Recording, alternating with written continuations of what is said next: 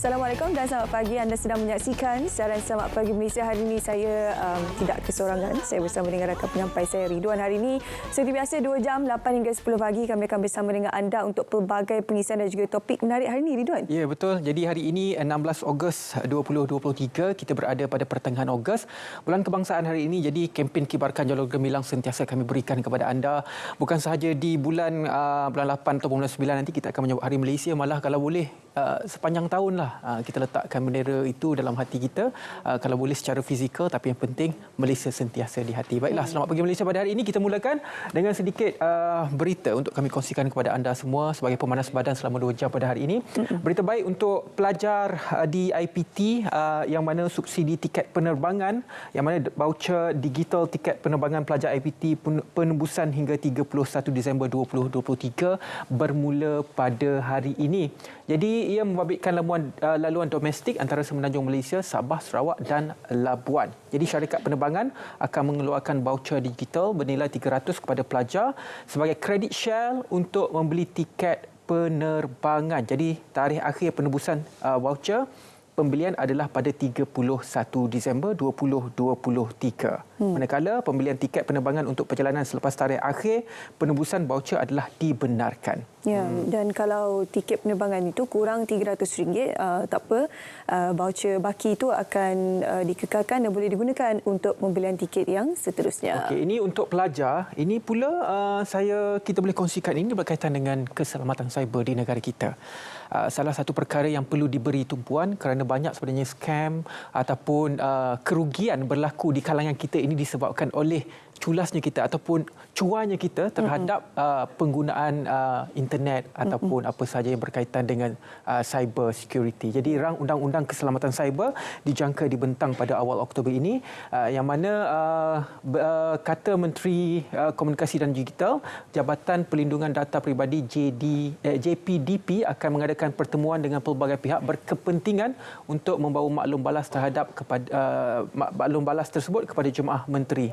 Jadi rang undang-undang keselamatan cyber ia di bawah jagaan Agensi Keselamatan Cyber Negara, Majlis Keselamatan Negara MKN, dalam proses untuk dibawa ke jemaah menteri sebelum perincian rang undang-undang itu dapat kita jelaskan di khalayak umum. Jadi ini sangat-sangat penting kerana ia akan mengawal apa sahaja yang berlaku dari aspek penggunaan media sosial khususnya dan juga transaksi perbankan, yang mana ia adalah yang perkara yang telah pun menyebabkan banyak kerugian berlaku di kalangan masyarakat, terutamanya dalam aktiviti scam ini. Jadi bila kalau orang undang-undang ni sekiranya ianya dikuatkuasakan nanti, ini bermakna kita semua akan termaktub di bawah satu akta yang pastinya akan mengawal selia kita semua, terutamanya pihak scammer ini, untuk lebih orang kata takut untuk melakukan sebarang aktiviti ataupun kegiatan penipuan di dalam talian ini.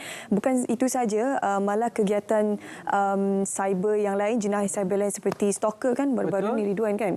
Bagaimana sebenarnya media sosial ini boleh mengganggu kesihatan mental seseorang disebabkan oleh jenayah cyber yang berterusan. Jadi insyaAllah RUU ini akan membantu kita semua. Tapi belum lagi lah ya, ianya akan dibentangkan Oktober nanti dan ini akan dibahaskan, kita tak tahu bila, tapi sekurang-kurangnya orang kata permulaannya itu sudah ada. Kebimbangannya lebih besar apabila banyak aplikasi-aplikasi media ini sebenarnya telah diintegrasikan. Kalau kita lihat aplikasi WhatsApp, Instagram, Facebook, itu semua telah diintegrasikan. Bayangkan apabila kita bercakap, saya WhatsApp ataupun teks Syuhaida, saya share nombor telefon saya, nombor akaun bank, perkara itu boleh diserap dan juga boleh ditrace di aplikasi lain di Facebook maupun di Instagram. Dan perkara itu kadang-kadang kita tidak sedar bahawa kita telah pun share kita punya data peribadi. Tetapi itu sebenarnya realiti yang berlaku. Tak nak kita kena share juga. Tetapi bagaimanakah kita sebenarnya kena sedar tentang keselamatan cyber ini? Setiap perkara yang kita share ataupun bercakap di media sosial itu sebenarnya boleh trace balik, boleh diserap balik, boleh ditengok balik apakah yang kita share kepada orang lain. Itu sebenarnya sangat penting untuk kita faham. Jadi berhati-hati di luar sana. Okey, berita seterusnya juga berkaitan dengan cyber, tapi ini adalah perkembangan jendela yang mana menara telekomunikasi di Kelantan, ini di Kuala Krai telah pun dibina, yang mana akan menyaksikan rangkaian 4G hampir keseluruhan boleh digunakan di Kuala Krai dan juga di kawasan Kelantan ini. Okey, program jendela ini juga turut diperluaskan di kawasan IPTA, Institut Pengajian Tinggi Awam. Baru-baru ini seperti yang kita semua sedia maklum, satu menara Starlink yang pertama di Malaysia sudah pun dipacakkan di UiTM Kuala Pilah, pastinya untuk meningkatkan kesaling hubungan antara IPTA dan juga para pelajar ini serta kawasan-kawasan yang mereka inginkan.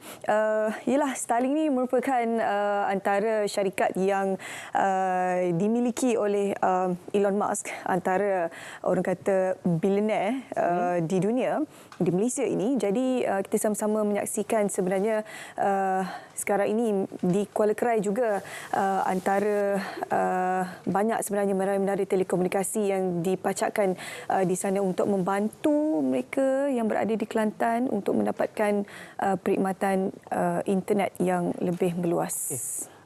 Sedikit perkembangan juga mengenai 5G, rangkaian 5G. Kalau kita perasan sekarang, kalau ada aplikasi telekomunikasi anda, contohnya Maxi Celcom, dah pop up iklan-iklan, okey, mereka sudah menyediakan 5G, tetapi dengan penambahan, contohnya kalau Maxi, saya dapat terima mesej penambahan sebanyak RM10.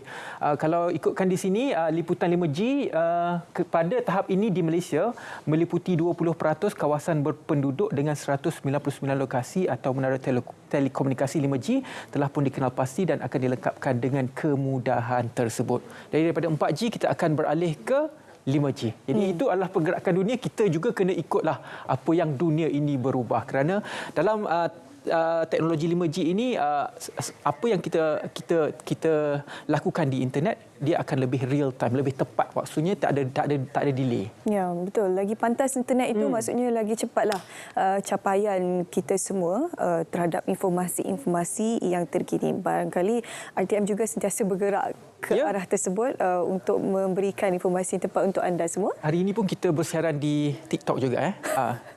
Jadi itu kita mengikut peredaran masa. Jadi kalau anda ada telefon, memang senang sekarang nak menonton kami. Okey, sedikit perkembangan dari luar negara. Kebakaran di Hawaii yang telah pun melibatkan lebih 2,200 bangunan telah pun musnah. Kerugian 5.5 bilion dalam insiden ataupun keadaan kebakaran yang cukup teruk berlaku di Pulau Mui, Hawaii. Ini kerana di Amerika Utara sekarang ini sedang mengalami gelombang haba. Jadi untuk pengetahuan anda semua, kebakaran yang begitu teruk anda sedang saksikan ini, bagaimana lihat bagaimana angin tersebut memburukkan lagi keadaan dan juga kebakaran di sekitar Pulau Hawaii ini, di mana di paparan berita yang kami kongsikan, ramai yang terpaksa terjun ke laut kerana ingin menyelamatkan diri mereka daripada terkena ataupun dibaham oleh kebakaran yang kami sedang paparkan sekarang ini. Jadi bayangkan sudah banyak sebenarnya kematian dan ada banyak sebenarnya kelompongan kenapa sebenarnya kebakaran ini menjadi begitu merebak sekali. Antaranya saya memetik kenyataan berita yang dikeluarkan adalah kerana amaran kebakaran tersebut tidak berbunyi. Jadi siasatan masih dilaksanakan di sana.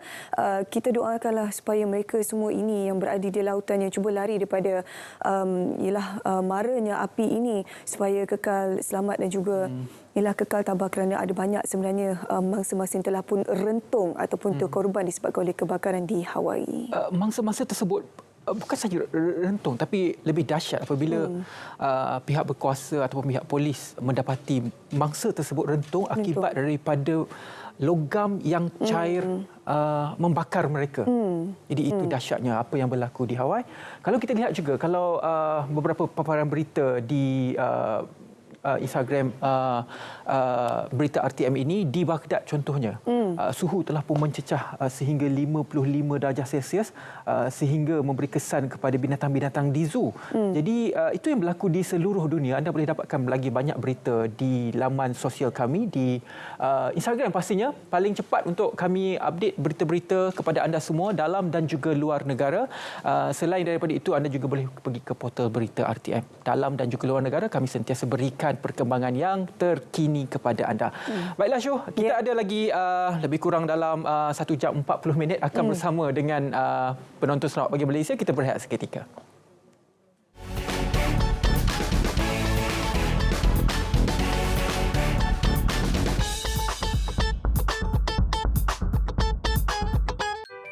Belanjawan 2024, mainkan peranan anda dengan memberi cadangan dan pandangan mengenai isu-isu berkaitan ekonomi, pekerjaan, pendidikan, kesihatan dan lain-lain. Kongsikan bersama kami di belanjawan.mof.gov.my. Cadangan yang terpilih akan dibentangkan. Jom bersama-sama kita menyumbang ke arah Malaysia yang lebih baik. Pernah tak anda sebagai ibu bapa memikirkan perasaan anak-anak? Mereka juga mangsa ketagihan dada. Hentikan, bantu mereka sebelum terlambat. Dapatkan rawatan secara sukarela di pusat pemulihan kerajaan ataupun swasta. Adakah anda mempunyai cadangan dan pandangan mengenai Belanjawan 2024? Kongsikan bersama kami di belanjawan.mof.gov.my. Jom kita bergerak ke arah Malaysia yang lebih baik. Turut menetapkan 7 penanda aras sebagai sasaran jangka sederhana yang mahu dicapai sebelum 10 tahun. Pertama, Malaysia berada di kedudukan antara 30 ekonomi terbesar dunia. Kedua, indeks daya saing global di tangga ke-12 teratas dunia. Ketiga, peratusan pendapatan buruh mencapai 45% daripada keseluruhan pendapatan. Keempat, kadar penyertaan wanita dalam tenaga buruh mencapai 60%. Kelima, indeks pembangunan manusia di tangga 25 teratas dunia. Keenam, indeks persepsi rasuah di tangga 25 teratas dunia. Ketujuh, kemampanan fiskal dengan defisit fiskal mencapai 3% atau lebih rendah.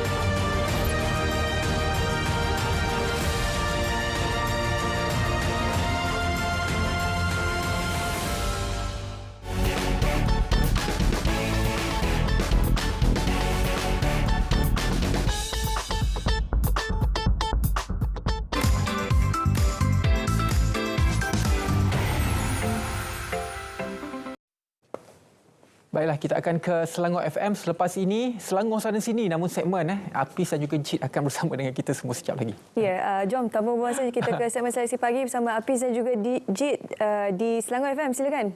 Dan Syuhaida di studio Selamat Pagi Malaysia. Assalamualaikum dan salam sejahtera, salam Malaysia Madani, salam inspirasi Selangor FM, sarapan terbaik anda daripada kami di Selangor FM sekarang ini bersama dengan saya Apis Rizwan dan juga partner saya hari ini. Ya, hari-hari Jit. Hari-hari Jit akan Hari-hari Jit Apis kan bersama dengan kami berdua sampai hari Khamis kan. Untuk hari ini, untuk jam sekarang ini kami bawakan kepada anda topik borak pagi di mana dalam segmen inspirasi kami pagi-pagi ajak pendengar kita borak-borak dengan kami kan. Sambil mandu, sambil buat sarapan, sambil makan sarapan kan. Hari ini topiknya berkaitan dengan pengalaman anda dapat jiran yang baik. Jadi kepada anda yang berminat yang menonton secara live di Facebook Selangor FM 100.9 dan juga di saluran TV1 dan saluran berita RTM My Review 123 yang nak komen anda boleh hantar dekat WhatsApp 0193304425, yang nak call pun boleh juga 0322873203 ataupun 0322873204. Itu yang menarik untuk pagi ini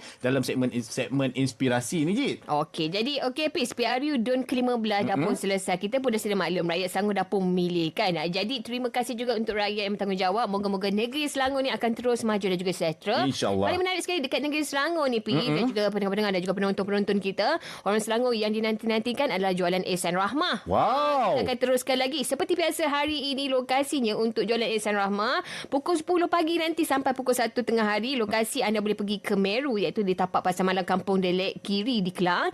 Sementara pula dekat KRT Kelang Perdana. Seterusnya di Kota Anggrek Pusat Khidmat Ahli Majlis iaitu MPP Zon 1 MPSA Jalan Durian 4/1. Dekat sana anda boleh pergi jam pukul 10 pagi nanti sampailah 1 tengah hari. Jadi jangan lepaskan peluang untuk warga Selangor. Anda boleh dapatkan barangan harga yang murah-murah, barangan mentah, barangan asas pada harga lebih rendah di jualan Ehsan Rahmah hari ini di lokasi-lokasi terpilih. Hari-hari ada lokasi berbeza.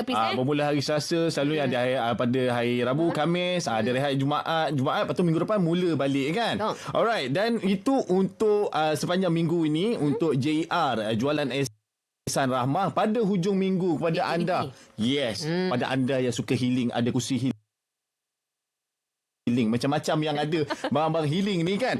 Di mana pada hujung minggu ini jangan lupa Pesta Pantai 2023 di Bagan Lalang Sepang pada 19 dan 20 Ogos 2023. Antara aktiviti menarik kita ada pameran batik Selangor, kita ada persembahan kebudayaan, pertandingan Istana Pasir, bola pantai dan pelbagai aktiviti lagi. Jadi jom bawa family kita, bawa kawan-kawan kita pergi ke Pesta Pantai 2023 Bagan Lalang Sepang 19 dan 20 Ogos tahun 2023 ini. Okey, boleh datang pada bermula 7.30 pagi. Pagi-pagi dah boleh datang sampailah aktivitinya sampai 11 malam Hafiz. Alright. Jadi itu saja perkembangan terkini yang kami bawakan daripada negeri Selangor. Terima kasih diucapkan kepada penerbit kita Nur Azharida Mahat pada hari ini, dan kita kembali kepada Ridwan di studio. Selamat pagi Malaysia. Bye-bye. Ada suara yang merdu tapi tak tahu nak bermula dari mana. Terima kasih banyak-banyak Apis dan juga Jid di Konti Selangor FM. Baiklah, kita teruskan.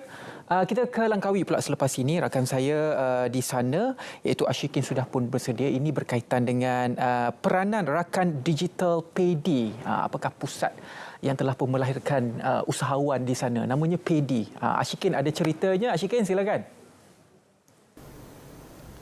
Baik, terima kasih rakan penyampai di Kesepuri. Langsung bersama saya dari Pusat Ekonomi Digital Kuah Pedi Kuah Langkawi, iaitu sebuah pusat sehenti untuk orang ramai ataupun usahawan untuk mempelajari, mengembangkan produk mereka melalui e-dagang. Dan sebelah saya ketika ini ialah Nur Ain Ahmad, iaitu rakan digital di Pusat Pedi ini. Baik Puan, Assalamualaikum. Waalaikumsalam warahmatullahi.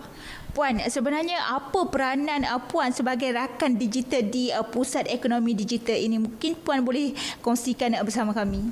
Okey, rakan digital di Pedi berperanan untuk membantu usahawan-usahawan sekitar di komuniti setempat di sekitar Pedi lah, untuk mengembangkan dan mendigitalisasikan perniagaan mereka melalui e-dagang.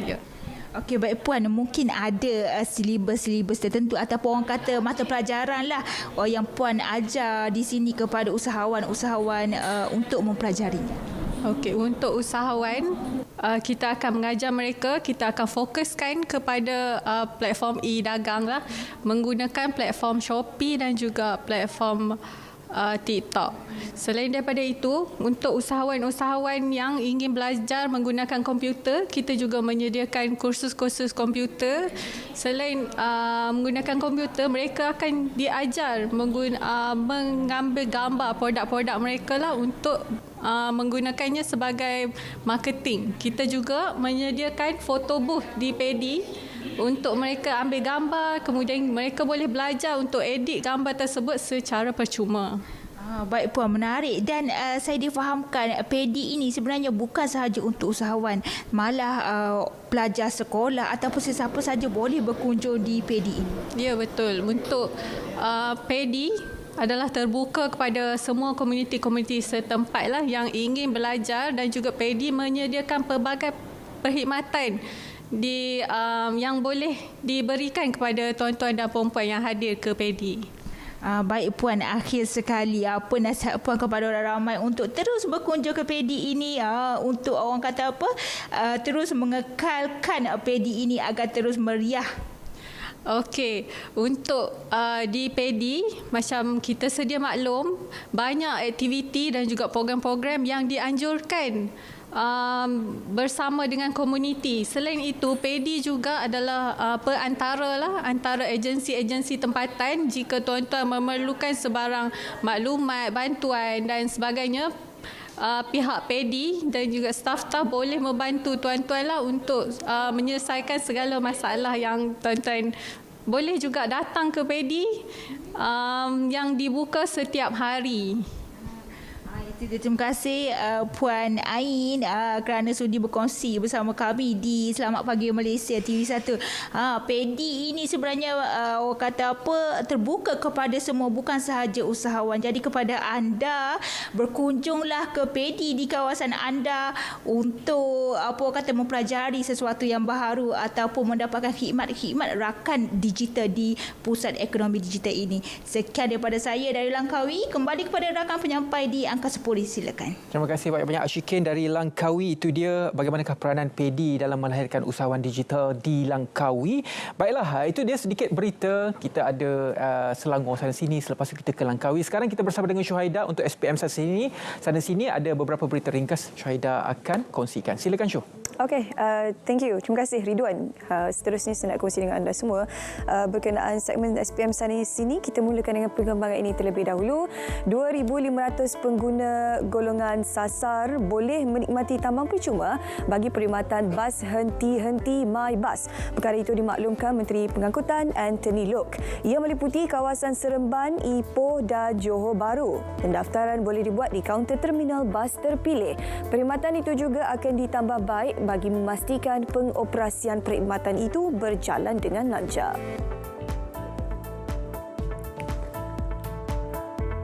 Isu sorok minyak masak tiada kesudahannya, 4,240 kilogram bahan berkenaan bernilai RM16,000 berjaya disita. Itu hasil serbuan di sebuah premis perniagaan borong barangan runcit di kawasan perindustrian ringan Kintajaya, Ipoh. Premis berkenaan didapati menyimpan barang kawalan melebihi kuantiti ditetapkan. Premis itu juga mempunyai lesen borong Control Supply Act yang masih dalam tempoh sah.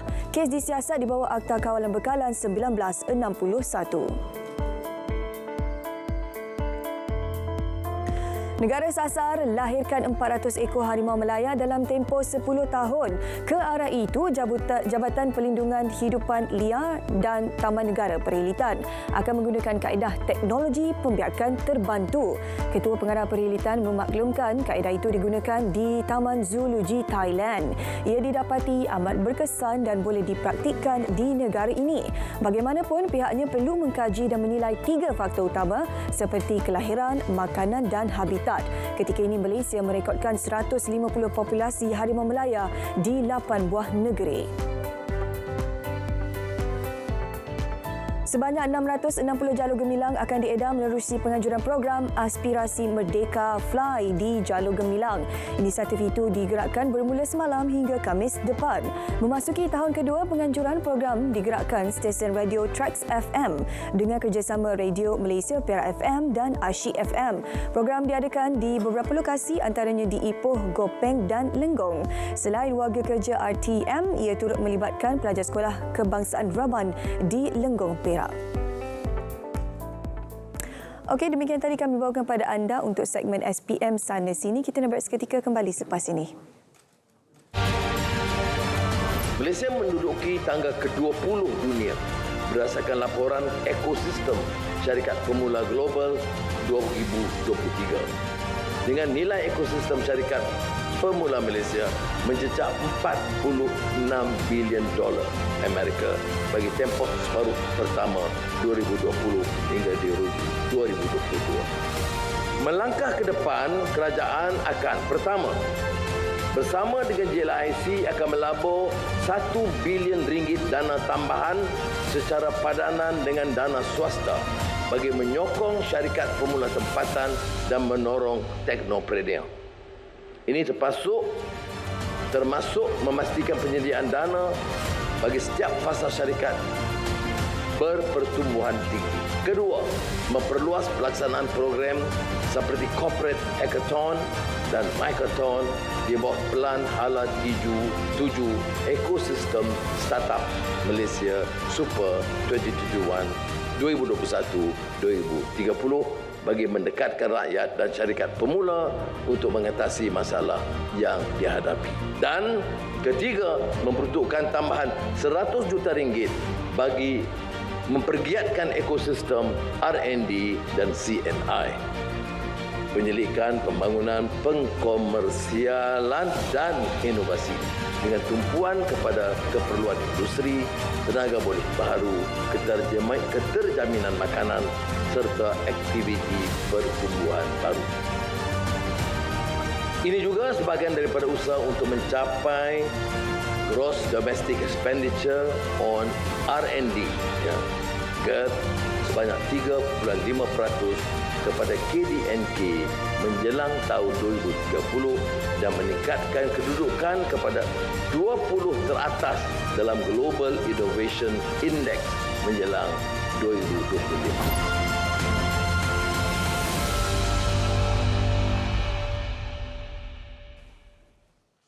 Terima kasih kepada anda semua yang terus bersama dengan Selamat Pagi Malaysia. Jadi dalam studio Selamat Pagi Malaysia pada hari ini kita bawakan tetamu istimewa. Comel lah bersama dengan Syuhaida. Sekejap lagi kita akan tunjukkan siapa tetamu istimewa pada hari ini. Tetapi sebelum itu, hari ini saya bersama dengan Yang Berusaha Dr. Akmal binti Ngah Hamid, iaitu Ketua Pengarah Perkhidmatan Veterina, untuk kita membincangkan berkenaan dengan sambutan Hari Veterina dan Hari Kebajikan Haiwan tahun 2023, yang mana hari ini akan disambut pada 24 hingga 27 Ogos. Programnya di Maib Serdang. Jadi banyaklah di situ, ada kucing, ada juga lembu, ada kambing dan sebagainya. Jadi hari ini selamat datang ke Selamat Pagi Malaysia, Dr. Akmal. Baiklah, Dr. Akmal, mungkin boleh mulakan dengan sedikit mukadimah dan juga pengenalan terhadap sambutan Hari Veterina dan juga Hari Kebajikan Haiwan tahun 2023 ini. Silakan, Doktor. Okey, Wan. Sambutan Hari Veterina di peringkat global diraikan pada setiap tahun bagi menghargai para veterinawan di seluruh negara di atas jasa yang diberikan oleh mereka dalam memastikan keterjaminan makanan dan keselamatan makanan berasaskan ternakan, selain berperanan dalam kawalan penyakit zoonotik, penyakit rentas sempadan, bahkan meliputi soal menyelamatkan nyawa haiwan. Manakala sambutan Hari Kebajikan Haiwan pula diadakan bagi tujuan memberi kesedaran awam kepada masyarakat di Malaysia berhubung tanggungjawab insan, kasih sayang dan keprihatinan kepada haiwan. Program ini juga bertujuan untuk lebih mendekatkan Jabatan Perkhidmatan Veterina kepada masyarakat bagi mempromosikan perkhidmatan yang ditawarkan selain mewar-warkan insentif yang ditawarkan oleh kerajaan dalam bidang peternakan bagi menggalakkan lebih ramai menceburkan diri dalam bidang ini. Jadi tahun ini kita agak lewat sedikit menyambut sambutan Hari Veterina yang dianjak pada bulan Ogos kerana pelbagai isu lain yang perlu kita tangani, antaranya kejadian wabak penyakit African Swine Fever ataupun demam babi Afrika yang melanda di beberapa buah negeri. Sepatutnya Hari Veterina disambut pada hari Sabtu terakhir pada bulan April pada setiap tahun. Jadi namun tahun ini agak istimewa kerana kita raikan Hari Veterina 2023 bersekali dengan sambutan Hari Kebajikan Haiwan 2023. Selain daripada perkara yang disebutkan oleh doktor sebentar tadi tentang apakah tujuan program ini dilakukan, saya difahamkan objektifnya juga adalah untuk menghargai veterinawan, sebutannya veterinawan ataupun doktor-doktor ataupun yang berkaitan, orang yang bekerja di belakang veterina ini. Mungkin boleh jelaskan sedikit apakah jasa mereka dan juga apakah yang kita ingin lihat daripada mereka melalui sambutan ini. Okey.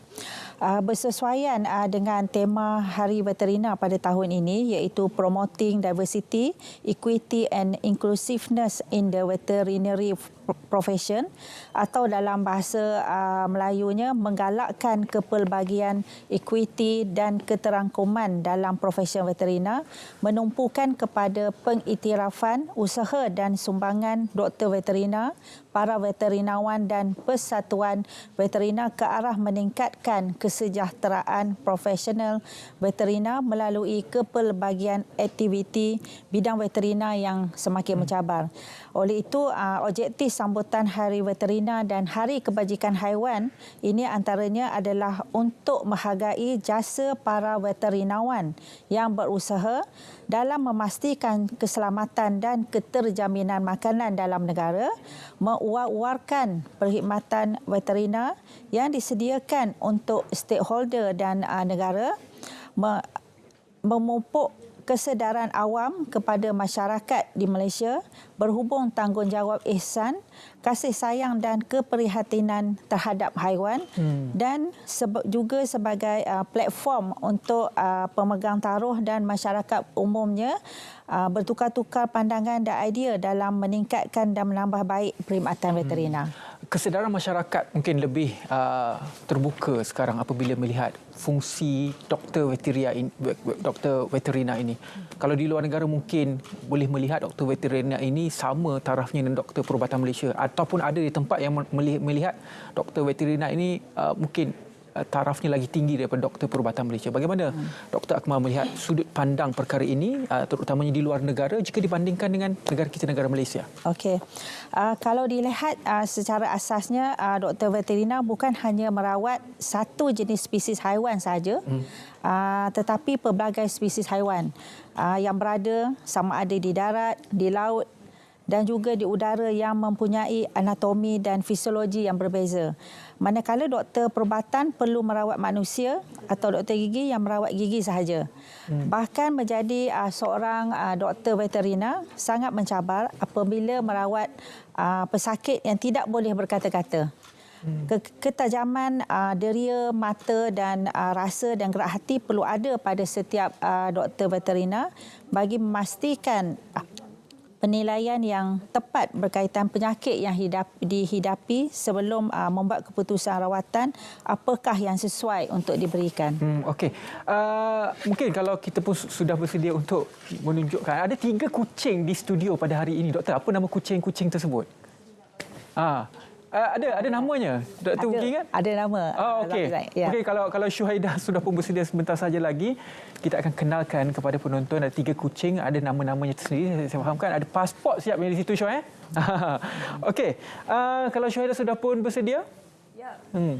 Betul Ridwan, pasport itu kita nak cerita bagaimana sebenarnya anda yang meminati ataupun mempunyai haiwan peliharaan untuk menjadi seorang pemilik yang lebih bertanggungjawab. Jadi pengenalan pasport kucing ini akan membantulah anda semua untuk mengenali kucing anda sebenarnya dan juga mengetahui sebab dalam buku pasport tu ada sebenarnya data-data berkenaan dengan kesihatan kucing untuk membuat simakan dan sebagainya. Jadi hari ini saya perkenalkan terlebih dahulu iaitu Cik Muhammad Imran bin Sabran selaku pembantu veterina Jabatan Perkhidmatan Veterina Selangor.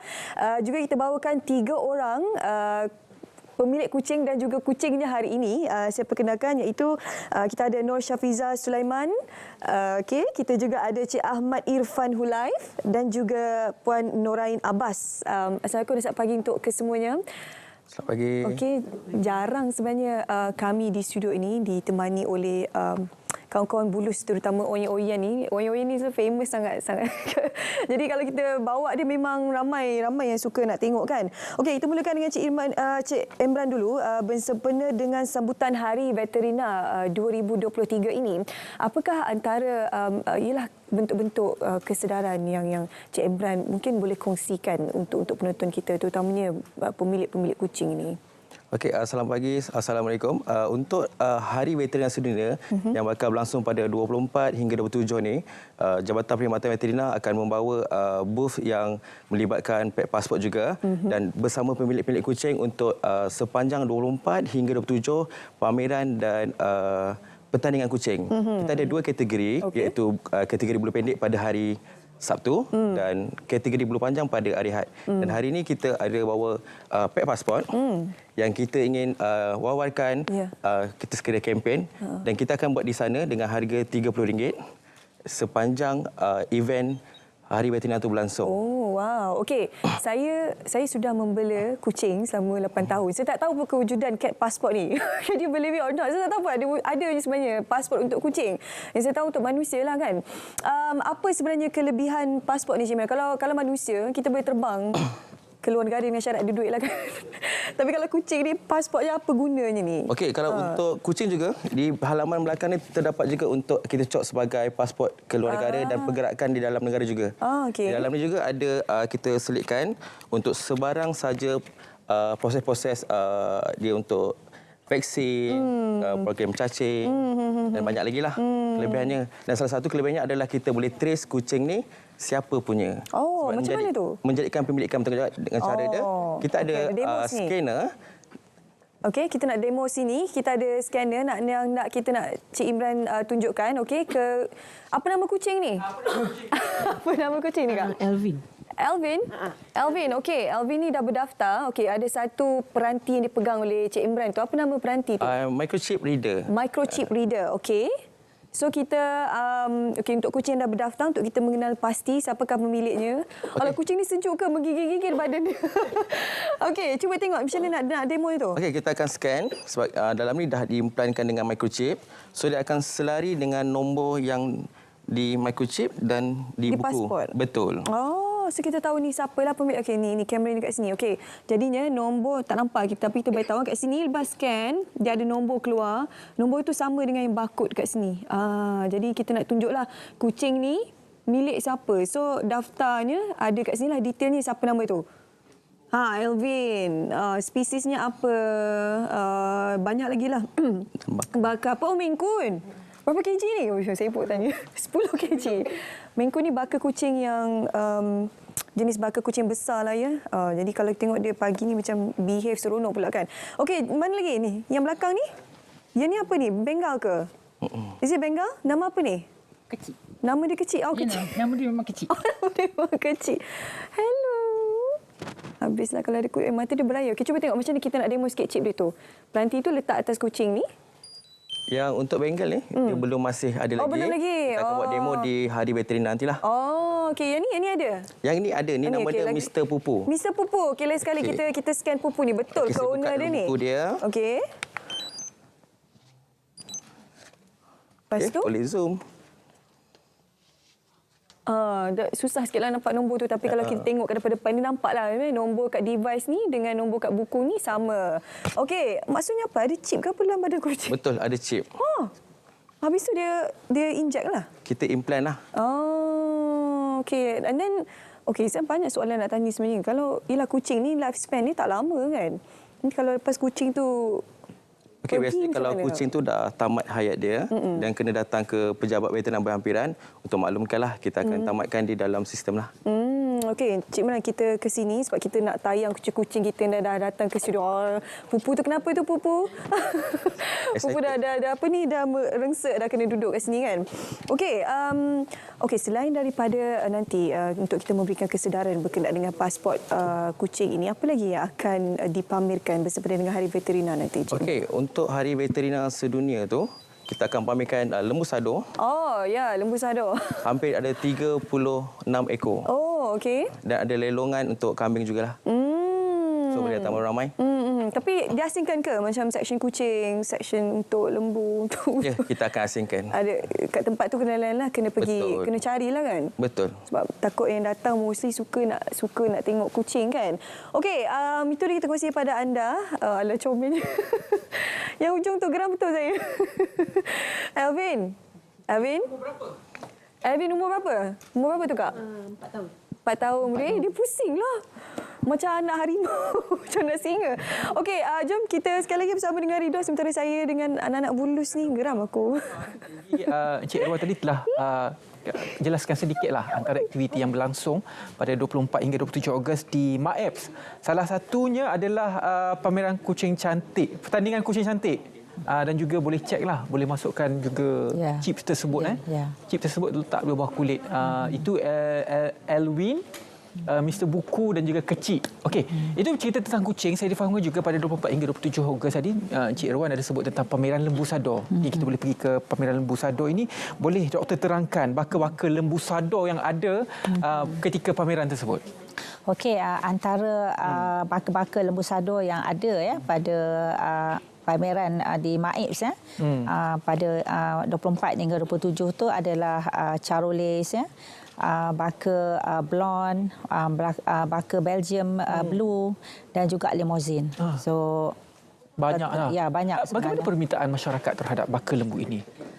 Sebenarnya memang mendapat sambutan lah dan mendapat orang kata kita boleh melihat peningkatan lah permintaan daripada penternak itu sendirilah. Adakah baka ini diimport ataupun bagaimana ataupun dibiarkan di Malaysia? Okey, sebenarnya baka ni kita biarkan adalah melalui penggunaan artificial insemination ataupun permanian beradas. So kita akan mengimport semen-semen daripada luar negara dan kita akan insert lah di dalam lembu betina tempatan ataupun lembu betina yang telah dikacukkan lah untuk menghasilkan baka-baka tersebut. Jadi itu antara usaha pihak veterina untuk memperkembangkan lembu sador ini baka-baka yang hebat daripada luar negara. Juga difahamkan ada juga kambing-kambing di sana. Apa baka yang ada di sana nanti? Okey, baka-baka yang ada yang kita akan bawa bersamalah semasa program pada hari tersebut adalah Santa Ines Kacokan, Barbados Black Belly Kacokan, Bower dan juga Kalahari. Antara banyak-banyak baka kambing ini yang mana paling banyak mendapat permintaan dan juga dibela oleh masyarakat di Malaysia ini? Okey, kesemua baka yang saya sebutkan tadi itu memang mendapat perhatian. Ada juga permintaan yang tinggilah daripada kalangan peternak itu sendiri seperti Barbados Blackberry Belly dan juga Santa Ines Kacokan. Adakah hanya pameran ataupun katakanlah peternak menonton rancangan ini berminat untuk membeli baka-baka tersebut? Juga ada transaksi di sana? Ya, juga akan dijual lah semasa pameran tersebut lah. Memang kita akan jual, termasuk juga lembu-lembu sador yang kita pamerkan juga peternak akan jual pada hari tersebut. Jadi jangan lupa 24 hingga 27 Ogos di Maib Serdang. Mungkin sedikit kata-kata akhir untuk mengakhiri segmen kita pada hari ini berkaitan dengan sambutan Hari Veterina 2023 ini. Silakan Doktor. Okey, dalam kesempatan ini saya ingin menyentuh sedikitlah berkaitan dengan industri peternakan negara. Jadi seperti mana Cik Wan sedia maklum kita berusaha memantapkan pembangunan industri ternakan terutamanya ruminan lah. Maknanya ruminan ni merujuk kepada ternakan seperti lembu, kerbau, kambing ataupun berbiri, dan juga kita berusaha dalam mencegah dan juga mengawal serta membasmi wabak penyakit haiwan yang berimpak ekonomi dan juga zoonotik. Zoonotik ini adalah merujuk kepada penyakit yang boleh berjangkit kepada manusia daripada binatang. Jadi semua cabaran ini kita di Jabatan Perkhidmatan Veterina jadikan sebagai satu titik tolak untuk meningkatkan kebolehmampuan daya saing dan daya maju semua termasuk pemain industri yang terlibat bagi memastikan kelestarian dan kemampanan industri peternakan negara sentiasa terjaga. Jadi kita juga sedar kekuatan, kapasiti dan capability yang kita ada di Jabatan Perkhidmatan Veterina adalah terbatas, seperti ketidakcukupan seperti tenaga kerja, peralatan dan peruntukan tapi memerlukan kita membuat sedikit perubahan dan transformasi dalam pendekatan kita dalam menyampaikan perkhidmatan kepada pemegang taruh dan pemain industri. Walau bagaimanapun, Jabatan Perkhidmatan Veterina akan terus melaksanakan segala usaha dan gerak kerja bagi memenuhi misi kementerian, iaitu keterjaminan bekalan makanan dalam negara. Akhir kata, saya ingin menjemput semua untuk hadir bersama-sama ke laman ternakan di Maib Serdang bagi memeriahkan sambutan Hari Veterina dan Hari Kebajikan Haiwan tahun 2023 yang diadakan pada 24 hingga 27 Ogos ini. Waktu inilah kita boleh tunjuk haiwan ternakan dan haiwan peliharaan secara langsung atau direct kepada anak-anak kita. Pelbagai aktiviti dan pengalaman menarik menanti anda semua. InsyaAllah kita doakan segalanya berjalan lancar untuk Hari Veterina dan juga Hari Kebajikan Haiwan tahun 2023 pada 24 hingga 27 Ogos 2023 di Maib Serdang, iaitu pada hari Khamis hingga ke hari Ahad ini. Terima kasih banyak-banyak kepada Dr. Akmal Hamid, Ketua Pengarah Perkhidmatan Veterina, sudi bersama dengan kita pada hari ini dalam berkongsi berkenaan dengan sambutan Hari Veterina 2023 dan sekarang kita akan ke negeri Kelantan. Cerita pagi di negeri Kelantan berkaitan dengan sambutan Hari Bulan Kebangsaan 2023. Rakan saya di sana Nur Alia Ramli sudah pun bersedia. Alia, silakan. Baik, terima kasih. Cerita pagi dari Kelantan kali ini kami ingin berkongsikan berkenaan aktiviti atau perancangan yang disusun atur oleh Jabatan Penyiaran Kelantan dalam menyemarakkan sambutan Bulan Kebangsaan bagi tahun ini. Jadi untuk itu kita terus bersama Ketua Bahagian Rancangan Kelantan FM Muhammad Azlan Mahmud. Assalamualaikum Tuan. Waalaikumsalam warahmatullahi wabarakatuh. Dalam menyemarakkan Bulan Kebangsaan ini pasti pelbagai perancangan disusun atur. Bagaimana dari program disediakan Kelantan FM Tuan? Okey. Kelantan FM pada tahun ini akan mengadakan rancangan program aspirasi merdeka di Jerit Gua Museh, di Kampung Jerit Gua Museh. Untuk aspirasi merdeka pada tahun ini kita akan berkampung di sana pada 30 hari bulan Ogos 2023 dan program-program yang diatur di Kampung Jerit tersebut ialah DJ Corner, kita akan mengadakan rakaman sloka bersahut, kita akan mengadakan persembahan artis, kita juga akan mengadakan rakaman wayang kulit pada sebelah malam. Jadi bagaimana dari segi perbezaan program Ambang Merdeka di sana berbanding dengan tahun-tahun sebelum ini Tuan? Okey, pada tahun-tahun sebelum ini, pada tahun 2021 dan 2022 kita dilanda oleh COVID-19. Jadi pada tahun-tahun lepas kita tidak dapat mengadakan program-program luar sebagaimana yang kita adakan pada tahun ini. Dan yang mana pada tahun-tahun lepas kita hanya membuat program-program yang berskala kecil dan kita buat hanya di Jabatan Penyiaran Kelantan saja. Okey, betul. Daripada segi radio pula, apa peranan yang dimainkan oleh radio dalam membangkitkan semangat kemerdekaan dalam khususnya dalam golongan belia yang dilihat sekarang ni semakin pudar Tuan? Okey, untuk rancangan radio, Kelantan FM telah merancang pelbagai rancangan yang menarik untuk belia-belia di negeri Kelantan ini. Antaranya ialah kita merancang untuk membuat kuis sempena Bulan Kebangsaan. Kita juga telah merancang, kita telah menerbitkan rancangan drama khas Merdeka dan juga dokumentari khas sempena Merdeka. Dan juga kita juga telah membuat rancangan konsert Ambang Merdeka yang kita telah rakam dan kita akan siar sempena Bulan Kebangsaan pada tahun ini. Baik, terima kasih Tuan atas perkongsian itu tadi. Baik, saya kira setakat itu dulu perkongsian Cerita Pagi dari Kelantan untuk edisi kali ini. Kembali ke studio. Selamat pagi Malaysia.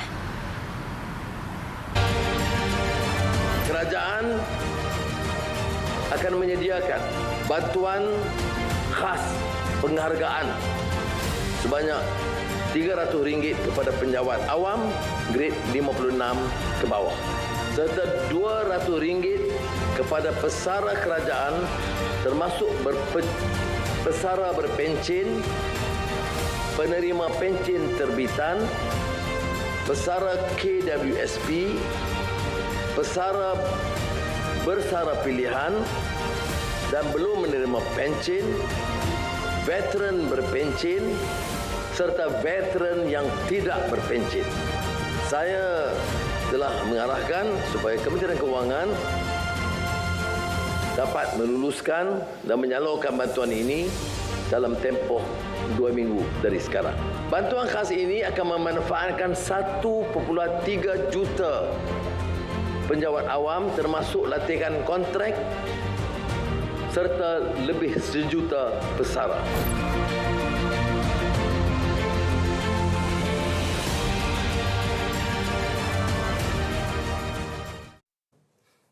Baik, untuk orang ramai lebih mengetahui sebenarnya berkenaan dengan ekonomi madani ini. Cuma pada pagi ini dalam konteks bagi Kementerian Perdagangan Dalam Negeri dan juga kos sara hidup, bagaimana sebenarnya ekonomi madani ini akan membantu anda semua untuk menangani kos sara hidup ini.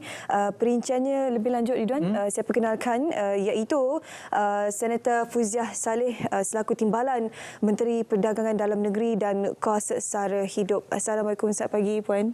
Waalaikumsalam warahmatullahi. Terima kasih jumpa saya. Sama-sama. Okey. Alhamdulillah, kita mendengar majlis peluncuran ekonomi madani oleh Yang Amat Berhormat Perdana Menteri. Jadi banyak sebenarnya yang dapat kita orang kata tangkap daripada situ. Pertamanya adalah untuk menjadikan negara kita sebagai negara yang ke-30 ekonomi terbesar di dunia. Jadi banyak perkara yang perlu dilakukan di bawah KPDN.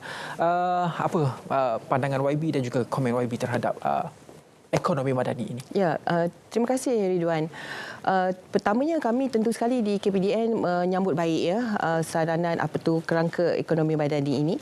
Dan kita memang tentu sekali sebagai satu kementerian yang menjaga rakyat, kos sara hidup, ianya amat dekat dengan kami lah, dan kami memang mendukung sepenuhnya. Terutamanya kalau kita tengok dari segi teras kerangka ekonomi madani itu, pertama menaikkan siling, kedua menaikkan lantai. Ini menarik kerana bila kita tengok menaikkan siling dan menaikkan lantai, dia seolah-olah kita mengangkat seluruh nation, the whole nation tu untuk naik, sehingga di atas tu kita menjadi ekonomi 30 terbesar di dunia, dan di bawah pula kita mengangkat darjat sosial rakyat.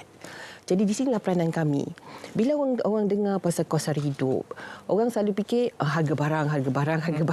Tapi sebenarnya itu bukan semuanya dalam menangani kos sara hidup. Kerana kos sara hidup ini dia melibatkan juga perumahan, dia melibatkan juga pendidikan, dia melibatkan tentu sekali makan minum, pasal berkenaan dengan utilities, pengangkutan, pendidikan, kesihatan, itu semua termasuk dalam kos sara hidup. Jadi apabila satu-satu masyarakat itu mampu menangani kos sara hidup, apabila dia mempunyai disposable income yang tinggi, kalau dia tak ada punya disposable income ataupun lebihan daripada pendapatan dia apabila ditolak semua ni, kalau ada lebihan yang tinggi, barulah kita boleh katakan dia mampu menangani kos sara hidup. Di sini tugas kami. Bagaimana kami membantu untuk keep the price down, orang katakan. Keep the price down, dan di masa yang sama membantu meningkatkan ekonomi rakyat.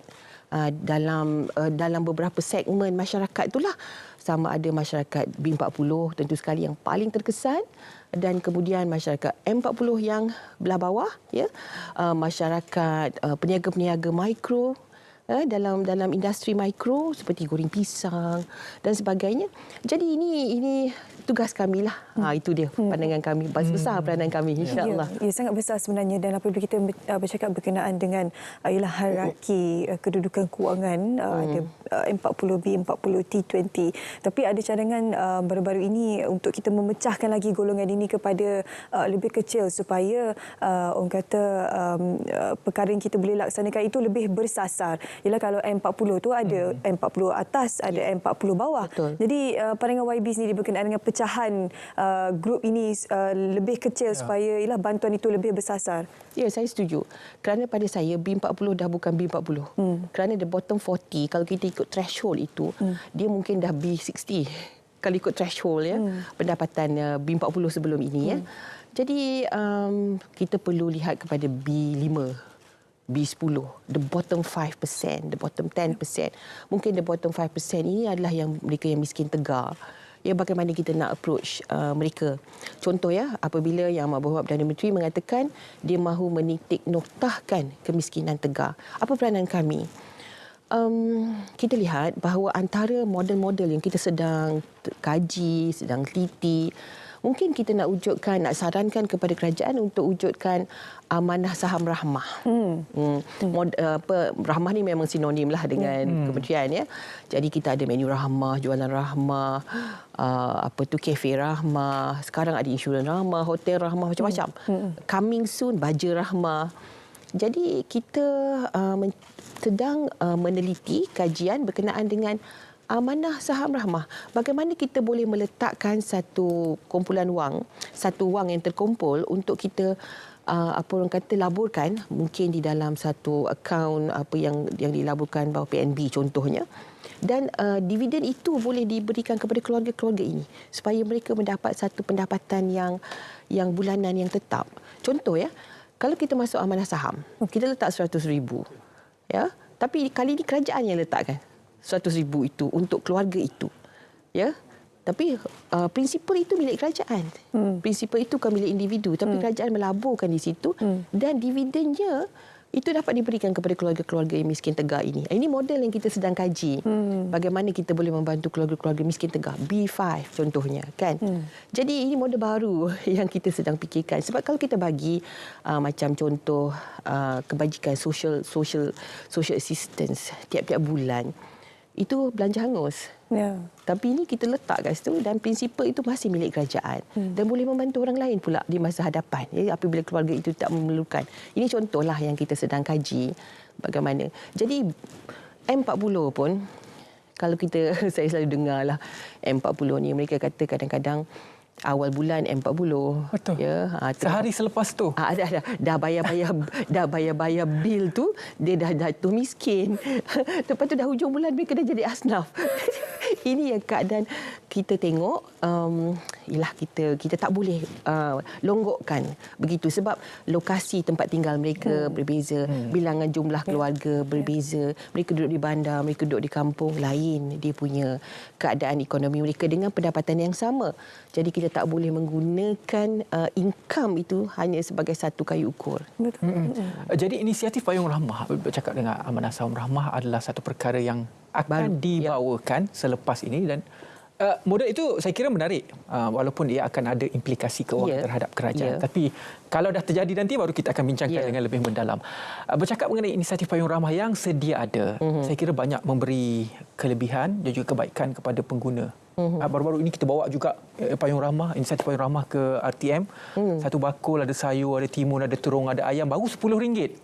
Jadi ia sangat-sangat memberi pertolongan kepada golongan yang memerlukan. Jadi bagaimana penerimaan pihak industri dalam menyokong inisiatif Payung Rahmah ini supaya ia terus berpanjangan. Kerana apa kita tak boleh laksanakan setahun 2 tahun untuk kurangkan kos hidup ni kerana ia perlukan berpanjangan. Ya, betul. Saya setuju. Kita perlu teruskan sehinggalah kita punyai satu kelompok masyarakat, rakyat kita yang betul-betul dah disposable income dia tinggi, dah tak kisahlah harga macam mana pun mereka ada kuasa membeli, kan. Sehingga the time come kita masih memerlukan inisiatif-inisiatif ini. Okey, kita bermula dengan Menu Rahmah di awal tahun. Betul. Menu Rahmah ni is a private driven initiative. Dia tidak ada langsung bajet daripada kementerian, daripada kerajaan.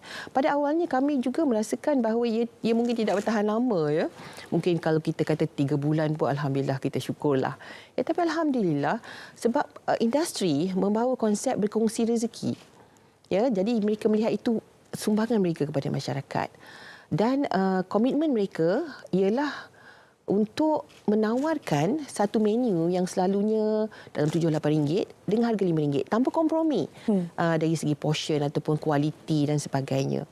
Jadi alhamdulillah itu membantu dan membantu rakyat yang makan di luar, ya. Dan kita lihat bahawa ia telah membantu menurunkan kadar inflasi makanan di luar rumah. Dia dah menurun, ya, kadar inflasi tersebut. Dan kemudian kita expand pula kepada Kafe Rahmah ataupun Kafe Siswa Rahmah, di mana di universiti dengan kerjasama KPT kita menawarkan makanan itu dengan harga RM3.50 di Kafe Siswa ini. Tadi RM10 dia boleh dapat 3 kali makan. Jadi membantu siswa kita. Tak perlulah mereka macam berlapar ikat perut. Dan dengan allowance 300 itu cukup untuk mereka makan minum untuk sebulan, contohnya. Kemudian ada industri. Ini semua private driven initiative dengan bajet kosong daripada kementerian. Yang kita ada Bakul Rahmah, iaitu sumbangan. Itu juga sumbangan daripada industri. Jadi sebab itu saya kata saya terima kasih sangat-sangat di atas kerjasama industri, komitmen mereka untuk sama-sama dengan kementerian. Kemudian kita ada, ini yang latest inisiatif, iaitu Jualan Rahmah Bergerak. Jualan Rahmah, model Jualan Rahmah yang biasa itu di dalam premis, tapi ini kita dalam lori-lori macam dulu-dulu. Maybe you tak ingat, you muda lagi. Ya, sempat. Ada babu lalu, lori lalu, bawa lauk, sayur. Bawa sayur, bawa ikan, bawa ayam. Mak-mak berkumpul. Mak-mak berkumpul, kan. Jadi kalau dia berhenti dekat satu kawasan kampung tu, semua orang keluar, dia bunyi horn, kan. Betul. Jadi model dia lebih kurang macam tu. Ini model kedai cari rakyat, bukan rakyat cari kedai. Kedai cari rakyat. Sebab kalau kita buat Jualan Rahmah di premis, kita dapati bahawa radius 10 km saja yang akan mendapat manfaat. Tapi kalau kita buat Jualan Rahmah Bergerak ini, kita boleh target, ini bersasar. Dia sasar kepada golongan B40, flat contohnya, kampung contohnya, kawasan perumahan kos rendah contohnya. Dan pada awalnya kita mendapat bajet peruntukan 100 juta daripada apabila diluluskan di Parlimen. Tapi alhamdulillah apabila Yang Berhormat Perdana Menteri melihat kepada sokongan ataupun apabila rakyat meminta, look forward kepada Jualan Rahmah Bergerak ni, Yang Berhormat Perdana Menteri menambah bajet kepada lagi tambah 50 juta Jualan Rahmah Bergerak ini. Dan insya-Allah amanat beliau untuk kita lakukan setiap 2 kali sebulan di setiap DUN. InsyaAllah sehingga hujung tahun. Baby, saya panjangkan sikit tentang Rahmah ni. Mungkin apa yang dilakukan oleh inisiatif Payung Rahmah dalam masa 8 bulan, memang dia dapat menurunkan harga, kita dapat kontrol inflasi kita sudah pun berkurangan. Kalau dulu ayam sampai RM12 sekilo, sekarang dah turun sampai RM6 lebih sekilo. Tetapi concern dia adalah kepada pengusaha ayam tersebut kerana bahan-bahan asas contohnya bakalan makanan ayam kita import daripada luar. Harga masih tidak boleh dikontrol oleh kita. Pandangan YB terhadap perkara ini? Okey, sekarang ini buat pengetahuan Ridwan, pengusaha ayam penternak dan pengeluar, mereka mendapat subsidi daripada kerajaan. Daripada KPKM, daripada Kementerian Pertanian dan Keterjaminan Makanan, ada subsidi di situ. Jadi kita pula meletakkan harga ceiling. Kita meletakkan harga ceiling RM9.40 sekilo dan sejak kerajaan perpaduan menjadi kerajaan tak pernah harga ayam itu melebihi RM9.40. Harga semalam purata di Semenanjung ialah RM8.77. Maksudnya kita berjaya mengawal harga ayam ni. Sebenarnya Ridwan, saya percaya bahawa harga ayam ini dikawal oleh market forces, supply and demand. Jadi apabila Jualan Rahmah bergerak boleh jual ayam seekor dengan RM10, jadi persekitaran itu mengikut dan terpengaruh. Kita lihat terpengaruh. Dan apabila rakyat juga mahukan harga ayam RM10 dan mereka pergi ke kedai Jualan Rahmah Bergerak yang menawarkan dengan RM10 seekor, maka persekitaran terpaksa menurunkan. Dan saya yakin sebenarnya ianya boleh dilakukan sebab dia telah pun dilakukan. Sama juga apabila kita menawarkan harga daging lembu segar dengan RM27 di Jualan Rahmah Bergerak, sedangkan harga silingnya selalunya RM38 sekarang ni harganya. Tak, kita berjaya. Betul. Sebab kita cut the layers dan kita dapatkan terus. Jadi itu antara inisiatif kami lah untuk keep the price low, dictate the market, dan harap-harapnya insya-Allah rakyat akan terus berpanjangan kita harapkan. Dan YB, untuk menstruktur ekonomi rakyat ini di bawah kerangka ekonomi badani, dalam konteks kita hari ini adalah berkaitan dengan kos sara hidup, apakah program-program yang disusun sebenarnya oleh pihak kementerian selain daripada apa-apa yang berkaitan dengan Rahmah ini, apa lagi program lain yang dijalankan oleh pihak KPDN untuk menstruktur semula ekonomi, membantu menstruktur semula ekonomi di bawah kerangka ekonomi badani? Okey. Jadi kalau kita tengok, saya cakap di awal tadi bahawa kemampuan rakyat berbelanja ialah apabila pendapatannya meningkat, dia ada disposable income yang tinggi. Jadi kita juga berusaha membantu di dalam bidang tersebut. Contohnya, kami bertanggungjawab kepada perdagangan dalam negeri. Sektor peruncitan dan pemborongan merupakan sektor yang amat besar di dalam domestic trade ni, dalam KPDN ini. Dan dia punya KDNK dia dalam 406 bilion. Dia punya jualan tahunan peruncitan dan pemborongan, distributive trade 406.9 bilion. Ini ada potensi dan kita sedang membina lapisan ini, peruncit ini. Dan dalam Jualan Rahmah Bergerak ni, kita punya Jualan Rahmah keseluruhannya, kita punya strategic partner. Saya pun terperanjat bila kita kira betul-betul, kita sudah ada 691 strategic partner di mana kita melantik peruncit ini untuk sama-sama dengan kita. So ini juga membangunkan ekonomi. Kemudian kita juga melihat kepada franchise. Franchise ini juga kita nak buat franchise Rahmah supaya franchise ini menjadi mampu dimiliki.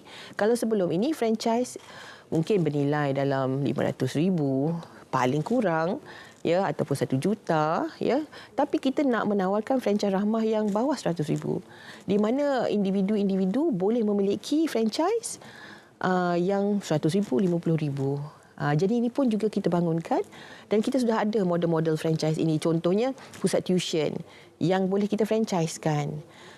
Yang ini boleh individually own. Dan bila kita ada franchise, kita dah ada model ya. Kita dah ada hand holding ya. Dah boleh kita pegang tangan dan ada yang membimbing untuk memajukan bisnes tersebut. Jadi ini juga apa orang kata yang kita sedang lakukan franchise contribute 30 bilion. Itu pun under reported. Ada yang tak laporkan nilai mereka. Jadi saya kira kehadapan franchise Rahmah ini juga boleh kita membantu anak muda contohnya ya, suri rumah yang buat keputusan untuk meninggalkan pekerjaan sepenuh masa kemudian own a business. Itu juga option yang kita sedang bangunkan. Dari aspek penguatkuasaan pula YB, bagaimana YB melihat usaha yang dilakukan oleh pihak kementerian untuk mengawal ketirisan, contohnya peniaga menyorok gula, minyak. Perkara ini sentiasa berlaku. Khususnya pada musim perayaan dan sebagainya. Sekarang kita tak dengar, tapi musim perayaan mesti akan ada berita-berita ini. Kita mempunyai satu pasukan penguatkuasa yang amat-amat committed ya. Dan kita juga memastikan bahawa kita menambah efisiensi saluran aduan kita. Ya, supaya pengguna menjadi mata telinga. Penguatkuasa ada 2,000 lebih seluruh negara. Tak mungkin penguatkuasa ini berada di setiap premis ya untuk memeriksa setiap hari ya. Tapi apabila pengguna menjadi pengguna yang bijak, kita daya upayakan pengguna, kita beri mereka jadi mata telinga kita dan mereka boleh salurkan kepada kita. Kita dapati bahawa melalui advokasi pengguna, kita mampu meningkatkan jumlah aduan itu. Tahun lepas contohnya kita punya jumlah aduan dalam 29,000 sepanjang tahun. Tapi tahun ini sehingga 31 Julai kita sudah mencecah angka 25,000 lebih aduan. Maksudnya pengguna lebih tahu bagaimana nak buat aduan. Apabila aduan itu sampai kepada kita, lebih mudah kita mengambil tindakan. Dan advokasi berkenaan dengan hak pengguna, apa yang mereka harus tahu, apa hak mereka pun kita teruskan. Jadi ini orang kata banyaklah multi-prong strategi untuk membantu ketirisan ini berlaku. Jadi alhamdulillah dengan cara ini kita lihat memang banyak lagi lah yang kita dapat lakukan ya. Kita dapat tangkap lebih banyak lah. Kita usaha-usaha nak tiris diesel lah, nak tiris minyak masak lah, semua alhamdulillah kita dapat benteras. Okey, apa barangkali sikit harapan daripada YB sendiri nanti pada Oktober nanti pembentangan bajet Madani.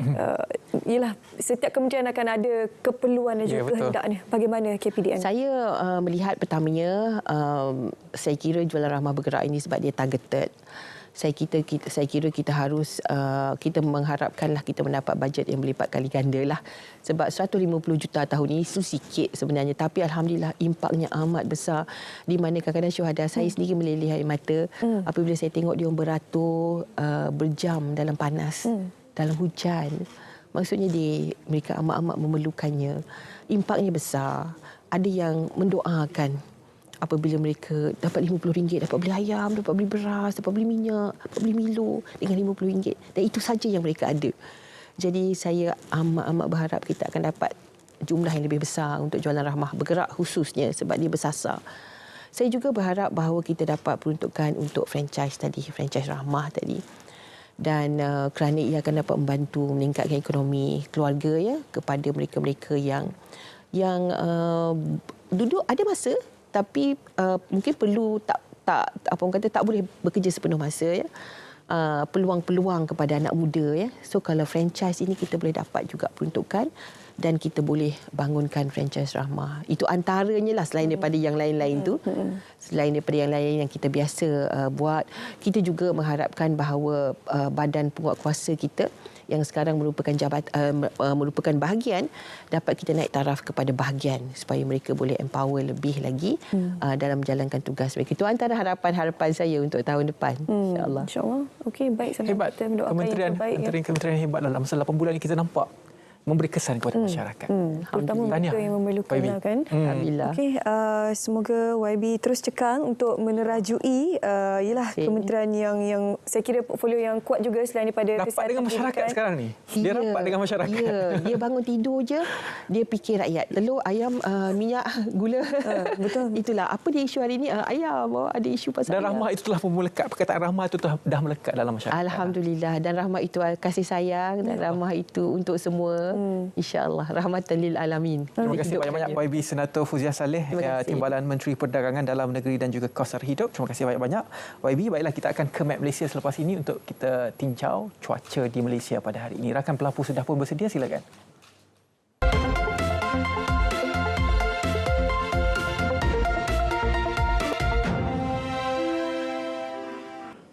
Assalamualaikum dan salam Malaysia Madani. Rantau negara kita kini sedang menerima pengaruh angin dari arah barat dan barat daya dengan kelajuan yang agak sederhana sekitar 10 sehingga 30 km per jam. Namun demikian, terdapat beberapa kawasan perairan di rantau negara ini kejayaan angin dijangka boleh mencecah sehingga 50 km per jam. Oleh itu, Met Malaysia masih lagi mengekalkan amaran angin kencang dan laut bergelora kategori pertama yang akan berkuat kuasa sehingga 18 Ogos nanti. Amaran ini melibatkan kawasan perairan Phuket, Samui, Condor dan Reef North. Perlu diingatkan sepanjang amaran ini berkuat kuasa, keadaan ini amat berbahaya bagi aktiviti perkapalan dan perairan, terutamanya yang melibatkan bot-bot kecil, sukan dan rekreasi air. Baiklah, kita teruskan dengan tinjauan cuaca semasa bagi Semenanjung Malaysia. Pada ketika ini, hujan dari bukit petir kini sedang berlaku di 1-2 tempat melibatkan negeri Kedah, kawasan pesisir pantai di negeri Selangor, Negeri Sembilan, Melaka dan Timur Johor. Dan keadaan hujan ini dijangka boleh beransur reda dalam 2 ke 3 jam sahaja lagi. Manakala bagi negeri Sabah dan Sarawak, hujan kini boleh dilihat sedang berlaku di 1-2 tempat melibatkan bahagian barat, pedalaman dan utara di negeri Sarawak, juga melibatkan hampir keseluruhan bahagian di negeri Sabah. Dan keadaan cuaca lembap di kedua-dua negeri ini dijangka akan berlarutan sehingga ke tengah hari nanti. Manakala bagi ramalan cuaca petang nanti, di Semenanjung Malaysia, hujan dari bukit petir diramalkan boleh berlaku di 1-2 tempat melibatkan hampir keseluruhan kawasan di Semenanjung Malaysia kecuali di negeri Melaka. Manakala bagi negeri Sabah dan Sarawak, hujan dari bukit petir dijangkakan boleh berlaku di 1-2 tempat melibatkan dan lebih tertumpu di bahagian pedalaman dan utara di negeri Sarawak, juga melibatkan hampir keseluruhan bahagian di negeri Sabah. Baiklah, itu sahaja laporan cuaca untuk pagi ini.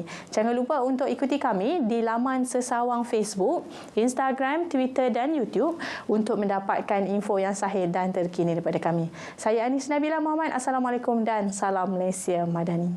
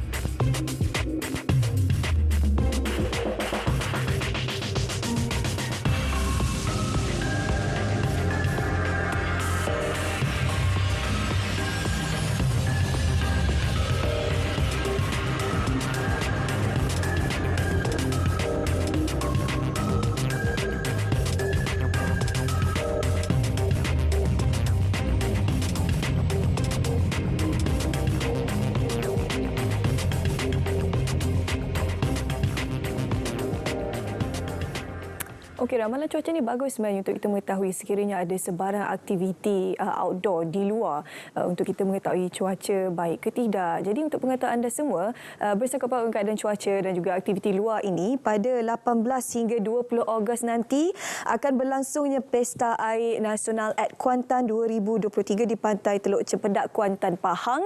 Jadi untuk bercakap dengan lebih lanjut berkenaan Pesta Air Nasional ini, saya perkenalkan seorang tetamu kami bawakan, iaitu Haji Saful Khairi Ahmad selaku Ketua Penolong Setiausaha Bahagian Pengurusan Acara Kementerian Pelancongan Seni dan Budaya MOTEK. Haji, Assalamualaikum, selamat pagi. Waalaikumsalam. Okey, baik, hari ini kita nak bercakap berkenaan Pesta Air Nasional. Seperti yang kita semua sedia maklum, sekarang ini di macam-macam pihak kementerian yang lain sedang giat untuk melakukan pelbagai program untuk merancakkan sektor ekonomi. Betul. Tapi MOTEK selaku Kementerian Pelancongan yang bertanggungjawab untuk mempromosikan Malaysia dari sektor pelancongan, kebudayaan dan kesenian, apa antara program yang dilaksanakan tahun ini di bawah MOTEK selain daripada Pesta Air ini? Sebelum kita bergerak dengan lebih lanjut berkenaan Pesta Air ini. Baik, terima kasih Syu, terima kasih ATM yang mengundang MOTEK untuk bersiaran pagi ini. Selain daripada Pesta Air ini, sebenarnya banyak yang kita laksanakan. Antaranya kita dah laksanakan Pesona Langkawi sempena dengan 5. Kita dah laksanakan festival ataupun festival seni budaya, program merayakan seni budaya di semua agensi di bawah Kementerian Pelancongan sendiri. Kita ada Istana Budaya, kita ada JKKN, kita ada Kraft, kita ada Aswara, kita ada Jabatan Warisan dan kita ada juga agensi-agensi lain, NGO yang bersama dengan kita untuk memasarkan ataupun merancakkan lagi industri seni, budaya, warisan dan pelancongan itu sendiri. Jadi kalau nak diceritakan memang banyak. Jadi kalau penonton yang di luar sana nak mengetahui apakah lagi program-program, kita boleh layari di laman sesawang MOTEK motek.gov.my lah. Jadi itu antara program yang kita laksanakan. Dan yang terdekat ni kita ada Pesta Air Nasional. Pada masa yang sama kita ada program juga di Pulau Keri di Perkampungan Mahmeri. Dan kita ada juga festival merayakan seni di Bung Beratak di Bau Kuching, Sarawak. Jadi itu antara program yang terdekat yang akan kita laksanakan lah. Okey, kita nak cerita dengan lebih lanjut memandangkan Pesta Air Nasional ni yang paling terdekat, terutamanya untuk orang Kuantan. Sedikit pengenalan berkenaan Pesta Air ni, Haji. Baik. Untuk makluman pengunjung ataupun pendengar ataupun mereka yang melihat siaran ini, MOTEK sentiasa giat dalam mempromosikan Malaysia sebagai destinasi pelancongan, seni, budaya dan warisan, sama ada kepada pelancong domestik ataupun antarabangsa. Jadi itu adalah antara teras utama kami di dalam merancakkan lagi ekonomi, dan pastinya selepas COVID ni semua sektor sedang memainkan peranan yang tersendiri untuk merancakkan. Jadi MOTEK tidak ketinggalan dan saya rasa MOTEK telah memulakan program ini semasa COVID pun kita dah memulakan. Cuma mungkin ada keterbatasannya yang tersendiri. Dan untuk Pesta Air Nasional ini antara salah satu program yang kita cuba merancakkannya di sebelah pantai timur. Dan Pahang iaitu Kuantan lah yang kita pilih kerana ianya memiliki pelbagai keistimewaan seni ataupun tradisional yang tersendiri, selain daripada lokasi-lokasi yang menarik untuk dikunjungi oleh para pelancong domestik dan juga antarabangsa. Kenapa pemilihan lokasi di Pantai Teluk Cempedak ni? Satunya fasilitinya dah sedia ada. Kemudian kemudahan-kemudahan pelancongan seperti hotel, tandas bergerak dan tandas awam, facilities lah. Lebih kepada facility dah memang sedia ada. Kemudiannya kita ada Teluk Cempedak ni ada tumpuan. Kalau bukan hari cuti pun rasanya ramai yang pergi situ kan. Jadi salah satu tempat yang menarik adalah Teluk Cempedak itu sendiri, kalau di sebelah Kuantan lah. Jadi pemilihan tu pada kami tepat kerana untuk menganjurkan program ini kita memerlukan ruang yang agak besar dan destinasi ke Teluk Cempedak tu pun juga agak memudahkan kepada pengunjung-pengunjung yang akan pergi. Lokasi yang terkenal yang ramai tahu, nak ke sana pun mudah Haji kan. Betul, tak kira betul. mencari Waze mana tak jumpa pantai sebab tak famous kan. Kalau Waze Teluk Cempedak memang confirm sampai. Kalau sesat tu mungkin anda bukan daripada Malaysia. Kalau orang luar tak apa, dimaafkan lah. Kalau Malaysia tak boleh sesat. Kalau sesat tu memang tak tahulah, mungkin dia hidup ke tempat lain. Okey, Haji, kalau boleh kongsikan pesta air ni kan, yelah kalau kat Thailand dia ada Songkran, apa-apa aktiviti berkaitan dengan air kan. Kat Malaysia pesta air. Apa bentuk-bentuk aktiviti yang akan dilaksanakan bersama dengan pesta air ni? Kali ni saya kena buka kitab juga. Silakan. Maksudnya ada banyak aktiviti yang menarik banyak yang dikongsikan. aktiviti yang kita sediakan untuk pengunjung-pengunjung, bukan saja kepada peserta yang menyertai pertandingan, tetapi kepada orang awam yang datang untuk menyertai. Kita untuk aktiviti air ni kita ada perlumbaan kayak, kita ada stand up paddle. Kalau orang nak tahu apa tu stand up paddle, kena datanglah. Dan kita ada pertandingan pukul bantal, kita ada pertandingan panjat tiang licin, demonstrasi persembahan keselamatan laut oleh TLDM dan juga Polis Marine. And then kita ada pertunjukan luncur ombak dan luncur angin. Dan acara di aktiviti di pesisir pantai pula, kita ada pertandingan bola tampar pantai, sukaneka kanak-kanak, pertunjukan menyelamat APM, pertandingan beruk comel dan pertandingan beruk pantas. Ini rasanya jarang orang dapat saksikan. Beruk comel, beruk pantas. Ya. Syu kalau nak tahu kena datang. Itulah kena pergi sana lah kan. Selain daripada itu kita ada juga sukan rakyat dan aktiviti darat yang lain. Kita ada Festival Kesenian Peribumi Malaysia 2023. Yang ini yang dibawakan oleh Jabatan Kebudayaan dan Kesenian Negara. And then kita ada majlis perasmian program pesta air itu sendiri, pameran, demonstrasi dan jualan dan juga oleh agensi yang terlibat, demonstrasi makanan warisan dan kongsi rasa. Demonstrasi makanan warisan ni kita mungkin kalau di sebelah pantai timur ni, kalau di Kuantan khususnya, makanan tradisinya mungkin yang kita tahu patin masak tempoyak, kita tahu puding raja, tetapi ada lagi makanan-makanan yang kita bawakan khusus untuk pesta air ni. Selain itu kita ada juga Moonlight Movie, kita ada pertunjukan laser projection on water screen dan CSC Fit Community dan juga cabutan nombor bertuah lah. Dan yang uniknya, setiap pengunjung yang berkunjung ke setiap booth pameran, mereka akan menerima cenderamata atau cenderahati yang sangat-sangat istimewa. Dan setiap booth itu kita ada 13. Masing-masing menyediakan cenderamata yang berbeza-beza. Jadi kalau nak buat koleksi, inilah masa yang sesuai untuk mereka buat koleksi cenderamata itu. Tapi first come first serve ke macam mana? Takkan, yelah dia 18 sampai 20 kan pesta ni kan? InsyaAllah kita cuba yang sebaik mungkin untuk menyediakan kepada semua pengunjung-pengunjung lah. Tapi kita hadkan satu orang untuk satu cenderamata lah. Jangan datang lambat. Kalau nak kena datang lah hari-hari 18 hari bulan tu dah kena serbu ramai-ramai kan. Dan selain daripada itu, untuk festival di pesta air ini juga kita nak ucapkan terima kasih jugalah pada Kerajaan Negeri Pahang yang banyak membantu untuk melaksanakan program ni. Pihak Kerajaan Negeri khususnya melalui Majlis Bandaraya Kuantan telah menyediakan shuttle bus, perkhidmatan bas percuma yang akan berulang-alik daripada Taman Gelora, tempat letak kereta kediaman rasmi Dewan Bandaraya Majlis Bandaraya Kuantan, terus ke Dewan Jubli Perak dan hentian bas Teluk Cempedak. Jadi shuttle bus secara percuma ni disediakan untuk pengunjung-pengunjung. Dan selain daripada itu, cabutan nombor bertuah ni saya rasa saya kena sebut jugalah. Hadiahnya? Hadiahnya sebuah motosikal. Sila. Sebuah motosikal dan siapa yang bertuah itu dia akan dapat membawa balik sebuah motosikal yang pastinya bernilai lah. Dan selain daripada berapa itu, banyak motor tu? Satu je? Satu je. Satu je. Jadi yang orang kata yang betul-betul bertuah akan bawa pulang lah. Dan selain daripada itu, kalau boleh saya kongsikan antara mereka yang akan menghiburkan artis-artis yang akan menghiburkan pada pengunjung pada hari tersebut, antaranya Datuk Jamal Abilah, kita ada Nur Aniza Idris, Roslan Madun, penyanyi Lemak Manis, Orkestra Dewan Bandaraya Kuala Lumpur yang didatangkan khas ke Kuantan untuk menghiburkan, untuk mengiringi penyanyi-penyanyi kita.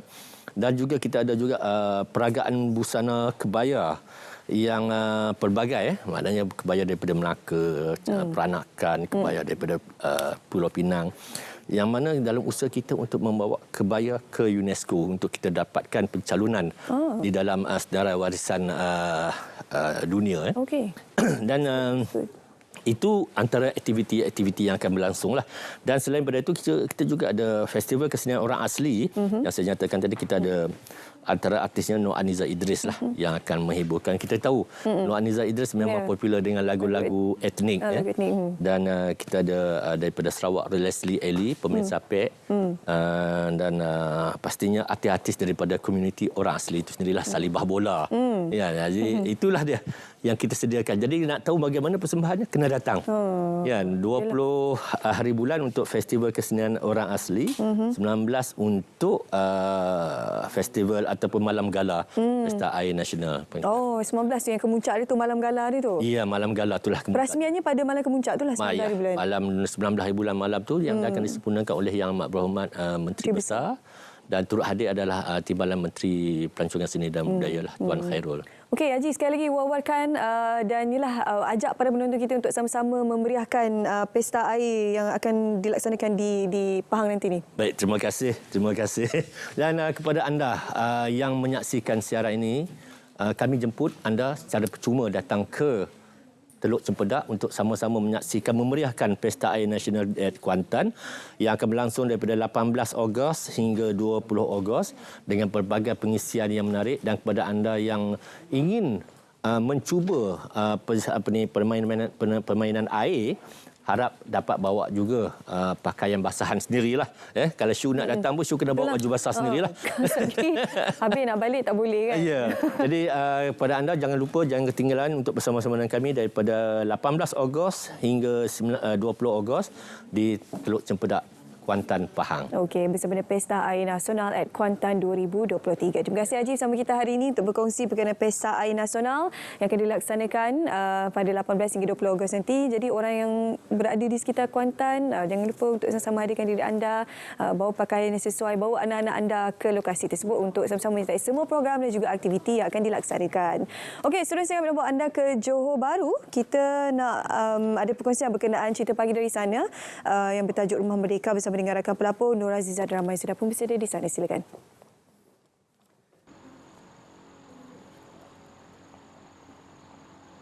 Baik, terima kasih rakan di Angkasa Puri. Assalamualaikum dan salam Malaysia Madani. Saya kini berada di salah sebuah rumah penduduk di Batu Pahat ini, yang mana kalau kita tengok di Rumah Merdeka ini begitu kreatif sekali, yang mana inisiatif tuan rumah ini menghias halaman rumah dan juga persekitaran rumahnya dengan bendera jalur gemilang dan juga bendera setiap negeri di Malaysia ini. Apa kata kita terus bersama tuan rumahnya, iaitu Encik Razali Parman. Terima kasih. Yang lebih mesra disapa dengan Cik Lee ni. Baik, Cik Lee, boleh ceritakan kepada kita sejak bila Cik Lee mula untuk menghias rumah dan menamakan rumah Cik Lee ni sebagai Rumah Merdeka? Sejak bila tu, Cik Lee? Saya buat macam ni lebih kurang dalam 5-6 tahun yang lepas. Setiap kali menjelangnya hari kemerdekaan, saya akan hias halaman rumah untuk, kata orang tu, lebih menyemarakkan lagilah sambutan. Kita memperingati pejuang-pejuang lama. Jadi kita ni tak melupakanlah jasa mereka yang telah memerdekakan negara. Jadi saya buat macam ni sebagai ingatan dan memperingati mereka yang telah tiada. Ya, saya. Jadi kalau kita tengok persekitar rumah Cik Lee, banyak sangat bendera. Kalau kita dihitung ni, berapa banyak ni Cik Lee? Agak-agaknya berapa? Ini sebenarnya banyak lagi yang saya belum pasang dan dekor-dekor yang akan dipasang. Mungkin setakat ni bendera yang saya pasang melebihi 3,000 helai lah. 3,000 helai. Jadi Cik Lee pun dah lama juga ya, daripada 5 ke 6 tahun yang lepas. Jadi pernah tak Rumah Merdeka ni menang apa-apa pertandingan, Cik Lee? Alhamdulillah, setiap kali saya masuk dan disenaraikan dalam kampung, alhamdulillah saya sentiasa menjadi juara. Alhamdulillah ya. Alhamdulillah. Jadi bagi sambutan pada tahun ini, apa yang istimewanya Cik Lee? Boleh katakan kita tak apa yang istimewa pada tahun ini? Istimewanya bagi saya setiap tahun menjelangnya kemerdekaan saya rasa istimewa. Saat yang saya tunggu untuk menghias rumah, mencantikkan kawasan rumah, melebihkan dekor-dekor. Sementara itu macam budak-budak sekolah ke jabatan-jabatan luar boleh datang, bergambar dan sebagainya lah tanpa ada apa-apa bayaran. Baik, terima kasih Cik Lee. Sama-sama. Baik, itulah saudara ya, inisiatif daripada Encik Razali Parman yang merupakan tuan rumah kepada Rumah Merdeka ini yang telah pun menghias halaman rumahnya sebagai menyemarakkan kemerdekaan pada tahun ini. Okey, itu yang kita bawakan untuk cerita pagi Johor pada hari ini. Apapun kita mengharapkan semoga sambutan kemerdekaan ini akan disambut oleh semua rakyat Malaysia dengan penuh rasa bangga dan juga rasa gembiranya. Okey, saya serahkan kembali kepada rakan penyampai di Angkasa Puri. Assalamualaikum dan salam Malaysia Madani. Terima kasih banyak-banyak rakan pelapor di negeri Johor. Jadi semangat beliau menutup ucapan beliau dalam mengajak kita menyambut Hari Kebangsaan pada 31 Ogos nanti. Jadi jangan lupa untuk sentiasa kibarkan jalur gemilang. Jadi seterusnya hari ini saya sangat berbesar hati bersama dengan Encik Muhammad Basri Faris bin Ibrahim iaitu Ketua Pegawai Pemasaran hari ini untuk kita bercakap mengenai ATH Group ini.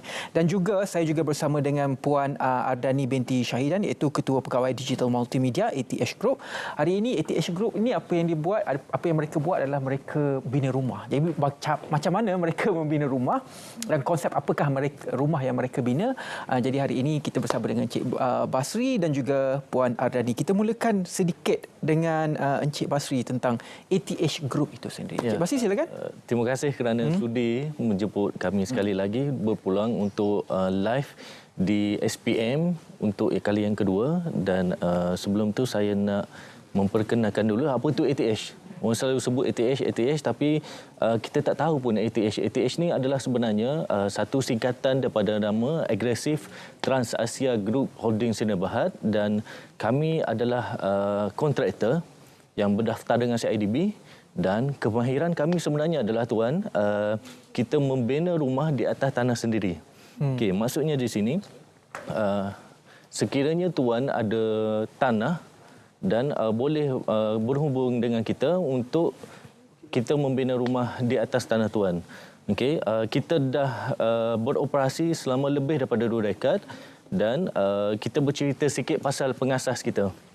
Tuan Presiden kita sebenarnya dia adalah, kalau bagi saya, dia adalah seorang yang amat berbesar hati kerana dia mewujudkan satu kempen yang akan kita bicarakan sebentar lagi untuk menjedarkan rakyat Malaysia di luar sana untuk membuat tindakan segera. Maknanya di sini jangan tunggu untuk bina rumah kerana kos semakin hari semakin meningkat. Dan kalau kita bina sekarang pun sebenarnya tak ada rugi sebab rumah semakin hari semakin tahu adalah harga dia semakin tinggi dan jangan tunggu untuk buat keputusan sekarang. Agresifnya kita di ATH ni dari segi pengurusan fail, kita buat pengurusan dokumen sebenarnya daripada A sampai ke Z. Maknanya di sini sekiranya tuan ataupun puan tidak dapat datang ke ofis kita ada banyak cawangan. Satu HQ kita di Bangunan Sapura, yang kedua kita ada di Terengganu. Terengganu kita ada 3 cawangan. Kita ada di Jetih, kita ada di Kuala Terengganu, kita ada juga di Kemaman dan Selangor kita ada 2 cawangan. Selangor di Shah Alam dan juga di Seri Gombak. Sekiranya tuan puan tidak dapat hadir ke ofis kita, kita akan hadir ke tempat tuan-tuan. Maknanya di sini kita akan pergi buat lawatan tapak. Kita akan bagi nasihat dan pandangan bagaimana untuk bina rumah mengikut desain. Desain kita ada 30 desain. Setingkat, setingkat setengah, 2 tingkat. Kita ada juga rumah tinggi. Dan kita tengok kepada tanah yang sesuai, kita akan bagi cadangan, kita akan bagi idea rumah mana, desain mana yang sesuai untuk tanah tuan tu itu sendiri. Dan agresifnya juga kita sini, kita menguruskan pinjaman loan. Kita bukan bagi pinjam, kita menguruskan dokumen sahaja di sini.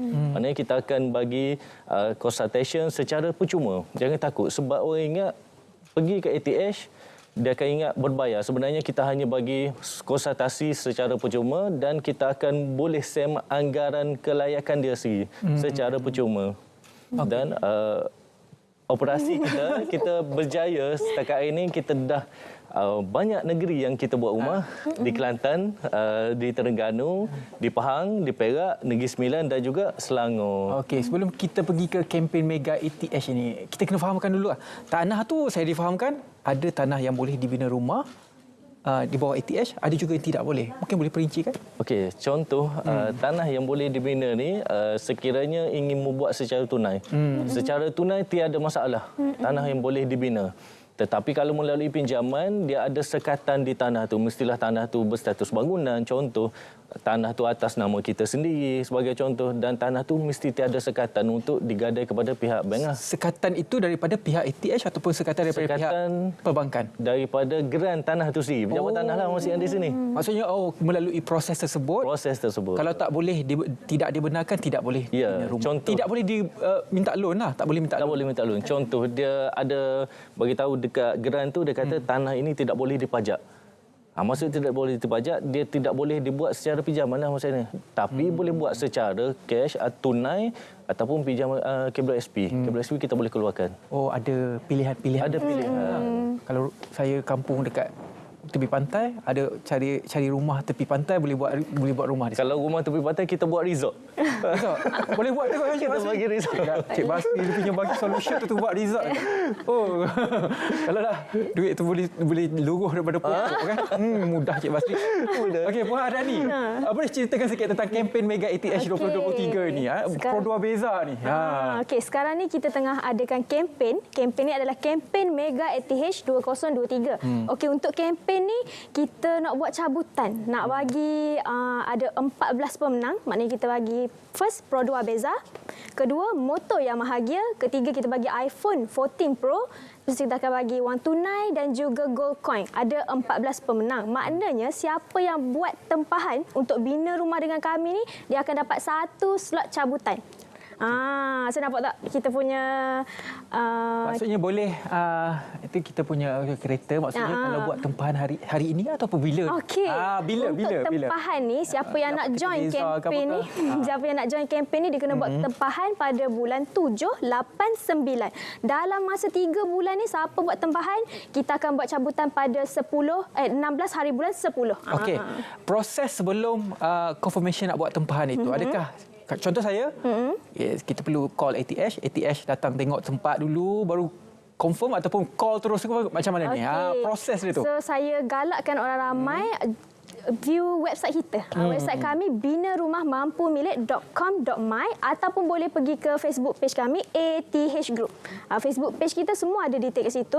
Kalau nak PM pegawai dekat website boleh, dekat Facebook boleh. Nanti boleh je tekan je link untuk PM pegawai. Nanti pegawai akan bagi konsultasi, akan explain lah lebih detail pasal kempen. Sebelum kita pergi kepada kempen, sebelum saya ni menyertai kempen tersebut, saya nak tahu jugalah berapa kos yang diperlukan untuk membina rumah daripada paling rendah mengikut pengalaman ETH sehinggalah paling tinggi, sebab ada 30 jenis desain rumah. ETH sempena dengan kita bersiaran secara langsung ini di SPM, kita sedang mengadakan satu promosi harga rumah bawah daripada 100,000. Kita ada satu package bawah daripada 100,000 di Kelantan. Tapi kalau sekiranya berminat, boleh kontak dengan pegawai kita, boleh pergi kepada website kita Bina Rumah Mampu Milik. Pegawai pemasaran kita standby di sana. Memang pegawai standby dan sedia menyambut kedatangan. Adakah rumah itu dibina berdasarkan kehendak pemilik? Contohnya, saya nak bina rumah tapi bajet saya tak besar, saya tak nak tiles. Saya nak biasa-biasa saja. Contohnya begitu. Kita ada banyak package. Ada banyak package. Betul. Nanti tuan rumah boleh pilih mengikut bajet dia. Maknanya yang tak ada tiles pun kita ada, yang komplit pun kita ada, yang nak masuk cuci kaki pun kita ada. Okey. Sehingga hari ini lebih 2 dekad pengalaman ETH.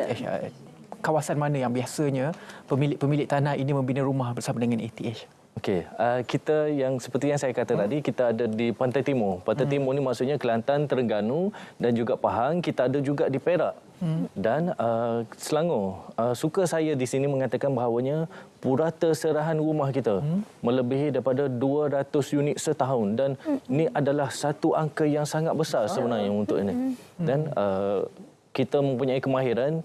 Kemahiran kita ada sekarang ni staf atau pegawai kitangan melebihi daripada 100 orang. Dan pelbagai kemahiran. Satu dari segi unit jualan, kita ada juga unit kontrak, kita ada unit pembinaan sebenarnya. Jadi dengan kekuatan kita, kita mampu untuk menjadikan ATH ni sebagai satu one stop center. Maknanya pengurusan kita daripada A sehingga ke Z. Dan saya nak ingatkan ataupun kita bagi reminder lah sikit kali ini, jangan terpedaya dengan harga yang murah di luar sana. Sebab ada satu isu, dia buat rumah dengan murah, tetapi ada isu dia kena 2 kali rugi. Sebab satunya dia dah bayar kepada syarikat dan rumah terbengkalai. Tapi dia kena keluarkan satu lagi duit untuk menyiapkan rumah. Jadi 2 kali rugi. Jangan terpedaya dengan harga murah di luar sana. Kita menyediakan full spec. Full spec ni maksudnya masuk rumah, baik datang dengan kita, bayar booking dan kita tunggu saja kita buat serahan kunci. Senang. Biasanya pembinaan rumah mengambil masa berapa lama? Paling minimum dan juga paling maksimum di bawah ATH Group lah. Okey, kita bercakap soal pergerakan yang lancar. Pergerakan yang lancar kita ambil masa 6 ke 7 bulan. Tetapi sekiranya berlaku juga keadaan cuaca. Biasanya dekat Pantai Timur banjir. Bulan 11, bulan 12, bulan 1 biasanya banjir. Jadi pembinaan dia akan mengambil masa yang delay sikit. Okey, delay sikit lah. Jadi kalau anda berminat, kalau kita lihat banner di situ, kempen Mega ATH, kalau nak buat rumah tahun ni, adakah kempen ini hanya untuk tahun 2023 ataupun dipanjangkan lagi untuk tahun 2024? Untuk kempen ni 3 bulan sahaja. 3 bulan sahaja. Bulan 7, 8 dan 9. So siapa nak join kena join cepatlah. Maknanya slot ni terhad. Kita nak bagi beza ni terhad. Satu saja beza. Satu je beza, tapi kita bagi motor. InsyaAllah kalau ada sambutan yang menarik, maknanya yang okey, kita akan keluarkan kereta lain. Kita akan bagi kereta lain lebih menarik. Kereta lain besar sikit lah. Macam mana? Facebook, IG ada? Okey, kalau untuk Facebook page kami, ATH Group. Untuk TikTok kami pun ATH Group _ kalau IG _ATH Group. Tapi saya galakkan pergi ke website kami lah. Sebab di website ni dah komplit ada. Nak tekan link ke Facebook ke, nak tekan link WhatsApp ke, semua dah komplit. Website kami binarumahmampumilik.com.my. Okey.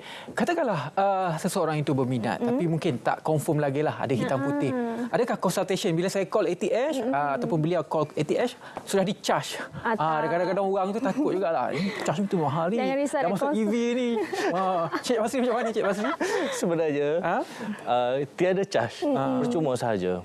Kita akan bagi konsultasi, kita akan bagi guideline, kita akan bagi nasihat, pandangan. Contoh, kalau tanah perlu ditambak ataupun ditambun, kita akan bagi nasihat dulu sebelum buat dengan kita dan kita akan pastikan tanah ready ataupun siap sedia untuk dibina. Baru dia datang dengan, maknanya sekarang ni pelanggan tidak perlu pening kepala sebenarnya dengan kita sebenarnya. Kita ada kemahiran untuk buat semakan pinjaman pun kita ada kemahiran, untuk tengok keadaan tanah pun kita ada kemahiran sebenarnya. Jadi tak perlu pening kepala, tak perlu risau, hanya kontak kita sahaja di ATH Group. Okey, jadi nombor telefon ada tertera di kaca TV anda boleh snap. Kalau snap sekarang dengan gambar saya sekali lah. Snap gambar bertiga-tiga. Ada nombor telefon, ada Facebook, ada IG, ada TikTok juga. Dan juga ada nombor telefon untuk... Ini WhatsApp? WhatsApp boleh, call boleh. Okey, sedikit kata-kata akhir daripada Encik Basri. Sebenarnya, nak dengar ni. sempena dengan rancangan kita pada pagi ini, saya ada nak buat satu pengumuman. Okey, silakan. Kita ada satu promosi khas sempena Merdeka. Okey, Merdeka, kita ada cipta satu promosi. Kontak, hubungi kita sekarang dan kita nak tawarkan 3 hadiah yang menarik. Kalau nak tahu kena kontak kita dulu. Tapi kita sediakan 3 hadiah yang menarik yang bernilai, bukan bernilai, yang orang kata ni berbaloi untuk miliki. Jadi sekarang ni dapat 2. Satu dapat cabutan bertuah kempen dan satu lagi dapat promosi yang kita buat sekarang ni, kempen yang kita buat sekarang ni. Jadi saya nak sekiranya bertuah nanti kita akan bagi 2 serahan kunci. Satu kunci rumah dan satu kunci kereta kita target. Sekiranya dia bertuah. InsyaAllah. Mungkin kalau saya lah yang bertuah. Puan Ari ada kata-kata akhir? Untuk kata-kata akhir, minta orang ramai ni fikir cepat. Maknanya bertindak secepat mungkin untuk bina rumah. Sebab harga rumah ni dia tak menurun lah. Tak menurun. So kalau kita tunda, nanti akan mahal juga. So kita yang rugi. InsyaAllah. Kerana ada rumah sendiri ini merupakan satu, betul orang kata home sweet home. Rumahku syurgaku. Dia betul-betul bagi something yang rasa release lah. Betul. Ada rumah sendiri. Terima kasih banyak-banyak kepada Encik Muhammad Basri bin Ibrahim, Ketua Pegawai Pemasaran ETH Group. Terima kasih juga kepada Cik Ardani bin Syahidan, iaitu Ketua Pegawai Digital Multimedia ETH Group. Baiklah, selepas ini kita akan ke Melaka untuk kita mengetahui Karnival Karikatur Malaysia di Bandar Hilir Melaka bersama dengan rakan pelapor Syafinas. Syafinas, silakan. Baik, terima kasih. Cerita pagi dari Melaka hari ini kami ingin bawakan berkenaan Festival Karikatur Malaysia yang julung kali diadakan di Melaka tahun ini. Anjuran Pertubuhan Dunia Karikatur Malaysia Peduka. Jadi untuk berkongsi lebih lanjut berkenaan festival ini, kita bersama dengan pengerusi Peduka Muhammad Khairul Anwar Abdul Rahman. Terima kasih bersama kami. Terima kasih sebab sudi datang. Cik Khairul, mungkin boleh kongsikan kepada kami berkenaan festival yang berlangsung selama 4 hari dan kenapa memilih Melaka untuk festival ini? Ya, Festival Karikatur Malaysia ni yang berlaku dekat Melaka ni di atas sebab festival ni dia adalah yang pertama dan julung-julung kali diadakan di Malaysia. Tak pernah ada lagi dalam sejarah dunia karikatur Malaysia buat festival seumpama ni, di mana saya boleh dikatakan dia bersejarah dan julung kali dia melibatkan dalam dan luar negara punya pelukis. Jadi kira walaupun nama dia Festival Karikatur Malaysia, dia dah pergi ke arah ke international lah sebenarnya. Jadi kira memang sangat bersyukur pasal kawan-kawan daripada luar negara juga sudi untuk bekerjasama dan orang kata contribute artwork untuk dipamerkan di Malaysia. Di Melaka lah, di Melaka. Okey, Cik Khairul, mungkin dari segi berapa ramai peserta dan juga pameran yang berapa ramai pempamer dan juga mungkin ada tema untuk festival kali ini.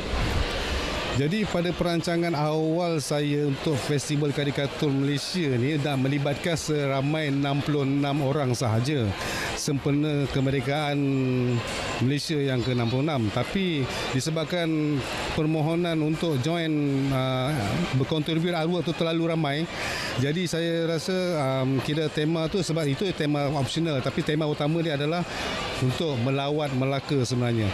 Jadi memang festival ni diadakan dan melibatkan beberapa buah negara di luar agar nama Melaka ni lebih dikenali dalam satu dunia untuk memperkenalkan Tahun Melawat Melaka dan mari datang ke Melaka. Okey, setakat hari ini dah sambutan ni macam mana dan juga akan diteruskan tak selepas ini program festival ni? Sambutan pada festival karikatur yang pertama ini sangat bukan kata memberangsangkan, sebenarnya di luar jangkaan sebab pelibatan daripada rakan-rakan dalam dan luar negara yang begitu padu sangat dia punya sokongannya. Jadi memang perancangan untuk meneruskan lagi aktiviti ini di masa akan datang, insya-Allah. Okey, yang terakhir Cik Khairul, mungkin ada harapan lah untuk festival ini dan juga masa-masa akan datang. Harapan saya sebagai pengerusi Pertubuhan Dunia Karikatur Malaysia ni memang nak sampai satu tahap di mana satu dunia punya pelukis boleh hadir sendiri ke Melaka. Kita boleh invite, maksudnya hadir, kita boleh invite pelukis-pelukis daripada luar negara yang ada contoh seperti daripada Korea, Jepun, Belgium, Jerman. Jadi itulah harapan saya, mana pelukis itu sendiri yang datang ke Melaka. Okey, terima kasih bersama kami untuk hari ini. Jadi saya kira setakat ini saja laporan dari Melaka. Kembali ke Angkasa Puri, silakan.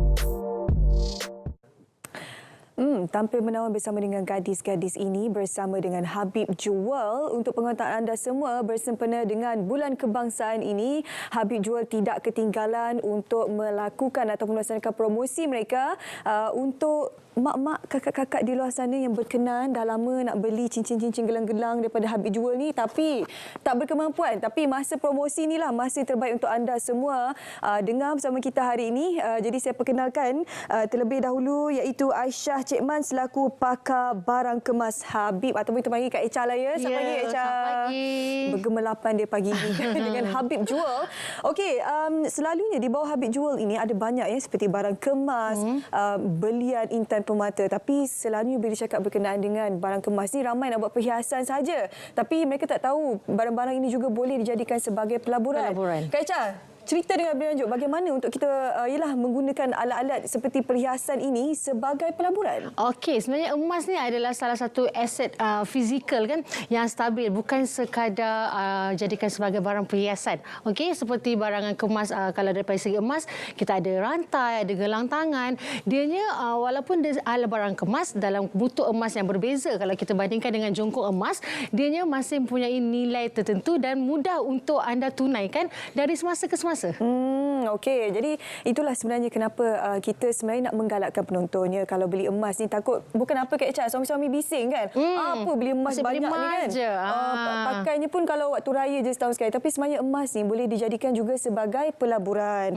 Okey, bagaimana caranya untuk kita membuat pelaburan dengan barang-barang hiasan bersama dengan Habib Jewel ni Kak Echa? Okey, seperti kita tahu kan selalunya kalau kita cerita pasal pelaburan kita akan nampak lebih kepada emas, jongkok emas seperti emas tertinggi 99.9. Okey, manakala untuk barangan kemas kita ada 916. Masih lagi mempunyai mutu emas yang tinggi dan masih lagi mempunyai nilai-nilai tertentu. Okey, jadi bila ada barangan kemas ni sebenarnya dia adalah duit sebenarnya. Dia adalah dana kecemasan anda. Memang suami macam asyik beli tapi itulah sebenarnya di saat kita memerlukan itulah duit kita sebenarnya. Jadi bukanlah barangan kemas tu bukan satu pelaburan. Dia satu pelaburan tapi kita kena tahu apa mutu emas yang kita pilih. Ya, sebab kalau duit dikepuk-kepuk nampak kat duit kita tarik. Kalau emas nak tarik apa kan dia kat tangan kita. Jadi bila waktu-waktu terdesak saja baru kita boleh pakai apa yang kita ada, yang kita simpan selama ini untuk keperluannya tertentulah ya. Okey, jadi pada pandangan Kak Echa sendiri bagaimana untuk kita memupuk orang kata kesedaran tentang pelaburan terutama dalam kalangan penonton kita? Okey, salah satu inisiatif yang kami adakan di Habib apabila kita berkongsi informasi mengenai barang kemas, harga emas semasa ke semasa melalui daripada social media, majalah, surat khabar dan juga temu ramah dengan mana-mana orang kata dari social media atau paparan surat khabar lah di mana kita boleh berkongsikan dengan mereka. Dan kami juga di Habib mengadakan sesi live secara langsung setiap hari bagi untuk kita berkongsi mengenai emas, harga-harga emas dan juga berkongsi rekaan-rekaan terbaru. Selain daripada barang kemas, Habib turut menawarkan jongkok emas dari 1 gram sehingga 1 kilogram. Okey, dan juga kami juga ingin memupuk anak-anak generasi baru untuk mengumpul emas apabila kita adakan duit shilling emas. Yang ada di hadapan Kak Echa sekarang ni. Duit shilling emas ni adalah rekaan daripada emas 999.9. Jadi rekaan yang cukup eksklusif dan emas mutu yang paling tinggi lah itu 99.9. Okey, dengan ini salah satu juga adalah bentuk pelaburan lah. Okey, maksudnya selain daripada membeli emas yang kita pamerkan macam gelang, cincin, rantai, boleh beli macam ni juga ya? Betul. Dan disimpan sendirilah ni? Disimpan sendiri, tapi terpulanglah pada anda kan kalau dah banyak sangat tu rasa nak simpan dekat tempat lebih selamat, tak ada masalah. Okey, bagi Kak Echa mungkin kalau anda simpan sendiri pun anda rasa tempat anda selamat pun tak ada masalah. Okey, jadi Kak Echa bagaimana sebenarnya untuk kita menggalakkan lagi anak-anak muda ni ataupun yang baru saja nak berjinak melabur ataupun membuat pelaburan dengan emas ni, apa antara program yang dilaksanakan oleh Habib untuk menggalakkan anak-anak muda di luar sana? Okey, bila anak-anak muda ni kan bila kita nak cakap bila nak gayakan barangan emas 916 terutama barangan warna kuning ni mereka rasa macam bukan diri mereka. So anak muda dengan emas kurang sikit kan? Okey. Jadi Habib bekerjasama dengan Disney. Di mana Disney, di mana kita keluarkan koleksi duit shilling emas dalam desain Disney, Donald Duck, lepas tu dalam filem-filem contoh seperti Frozen, di mana kita menarik minat generasi muda. Mungkin anak-anak kecil umur 5-6 tahun mereka sukakan collection design dan dalam masa yang sama mereka menyimpan emas. Itu di antara inisiatif yang memang Habib, sebab kita sangat menitik berat memupuk semangat ataupun mereka yang ingin menyimpan emas daripada permulaan. Okey. Yelah, kalau dia tengok yang besar-besar ni, mana budak dah minat Kak Echa kan. Ni kalau mak-mak kita ni sukalah yang sejebak-jebak macam ni kan. Kalau anak muda dia suka yang halus, jadi boleh beli yang bergambar-gambar Disney semua tu, mesti berminat lah kalau pergi kan. Sebab macam jongkok emas yang ada, kita ada nilai-nilai tertentu mengikut berat. Malah untuk kita punya duit shilling emas ni didatangkan walaupun dalam desain Disney ataupun yang terbaru edisi kemerdekaan kita iaitu edisi kebaya. Sebab tu Kak Echa memakai baju kebaya hari ni. Okay. So harganya masih lagi sama iaitu dengan RM118. Okey, satu ni sekali dengan sarung ni lah. Sekali dengan sarung. Jadi RM118 dengan emas tertinggi, emas 999.9. Okey. Jadi kita nak menunjukkan perhargaan kita terhadap kraft tempatan untuk menerapkan elemen-elemen seperti songket ataupun yang songket di bahagian jongkok emas kita ni lah. Jadi kita membawa juga elemen-elemen ni. Sarung ni, sampul ni ada apa-apa lagi ke, dah just ada emas tu je lah? Ada emas. Jadi kalau ni, betul. Okey, macam Kak Echa pegang ni adalah daripada koleksi kebaya nyonya. Seperti Kak Echa peragakan. Jadi koleksi kebaya nyonya ni cantik padanannya bersama dengan kerongsang toh. Jadi setiap desain pada duit shilling emas ni adalah koleksi barang perhiasan. Okey, so kalau anda buka bahagian sarung dia, ini bahagian dalam. Eksklusif. Tengok berapa tadi harga dia? RM118 sahaja dengan emas 999.9. Cantik, memang cantik. Memang orang kata kalau ada ni eksklusif lah. Kira kalau macam mak-mak yang kat sana tu boleh kongsi dengan saudara ke apa, you je ada. Sebab dia bukan sesuai untuk anda nak simpan sebagai pelaburan. Malah kalau kita nak cari sesuatu untuk hadiah kepada seseorang, dia sangat sesuai lah. Kan dengan mutu emas yang ada sangat-sangat sesuai dengan desain-desain eksklusif yang ada. Okey, baik. Emas ni kan dia sentiasa berevolusi juga, Kak Echa kan. Dia punya desain ni kalau 10 tahun yang lepas tak sama macam Oro Italia daripada Habib sekarang kan. Memang berbeza. Emas dulu dengan emas sekarang. Nak cater trend anak-anak muda dan sebagainya kan. Macam yang saya pakai ni, ini lainan ni diamond. Kita nak cerita sekejap lagi kan. Betul. Okey, pelaburan bukan dengan emas saja, malah dengan berlian juga anda boleh lakukan pelaburannya, Kak Echa. Kalau Kak Echa boleh ceritakan jika berlian anda adalah berlian bersijil. Bersijil seperti yang sekarang anda tengah peragakan, berlian bersijil. Okey, apa beza berlian bersijil dengan berlian biasa ni, Kak Echa? Okey, berlian adalah berlian, sama sahaja. Dari segi orang kata nilai lah. Jadi ada yang berfikiran berlian bukanlah satu pelaburan. Sebenarnya dia satu pelaburan dalam jangka masa yang tinggi, ada masa yang lama untuk certain value yang ada. Dia berbeza pula dengan harga dengan emas. Emas ni sebenarnya kita tahu harganya semakin meningkat itu adalah salah satu pelaburan yang cukup tepat lah. Kalau kita nak fikirkan apakah pelaburan, apakah metal yang paling sesuai untuk jadikan pelaburan adalah emas. Tapi berlian bersijil juga adalah salah satu pelaburan. Okey, macam yang saya pakai ni maaflah ya, jari ni pergi mengikat itu. Saya tunjuk cincin dengan saya punya apa ni? Anting-anting saya pakai ini berlian asli 2 karat. Asli 2 karat, betul. Jadi kalau nak menyimpan ke apa, tak semestinya barang kemas je, dengan berlian pun boleh sekarang ni. Siapa sangka berlian sekarang pun kata tarafnya dah seakan-akan emas juga ya. Cuma apa kelebihan dia kalau kita menyimpan ataupun melabur emas dengan berlian? Apa beza dia kalau Okey, dari segi perbezaan nilai. Apa dia? Sorry? Perbezaan nilai. Perbezaan nilai.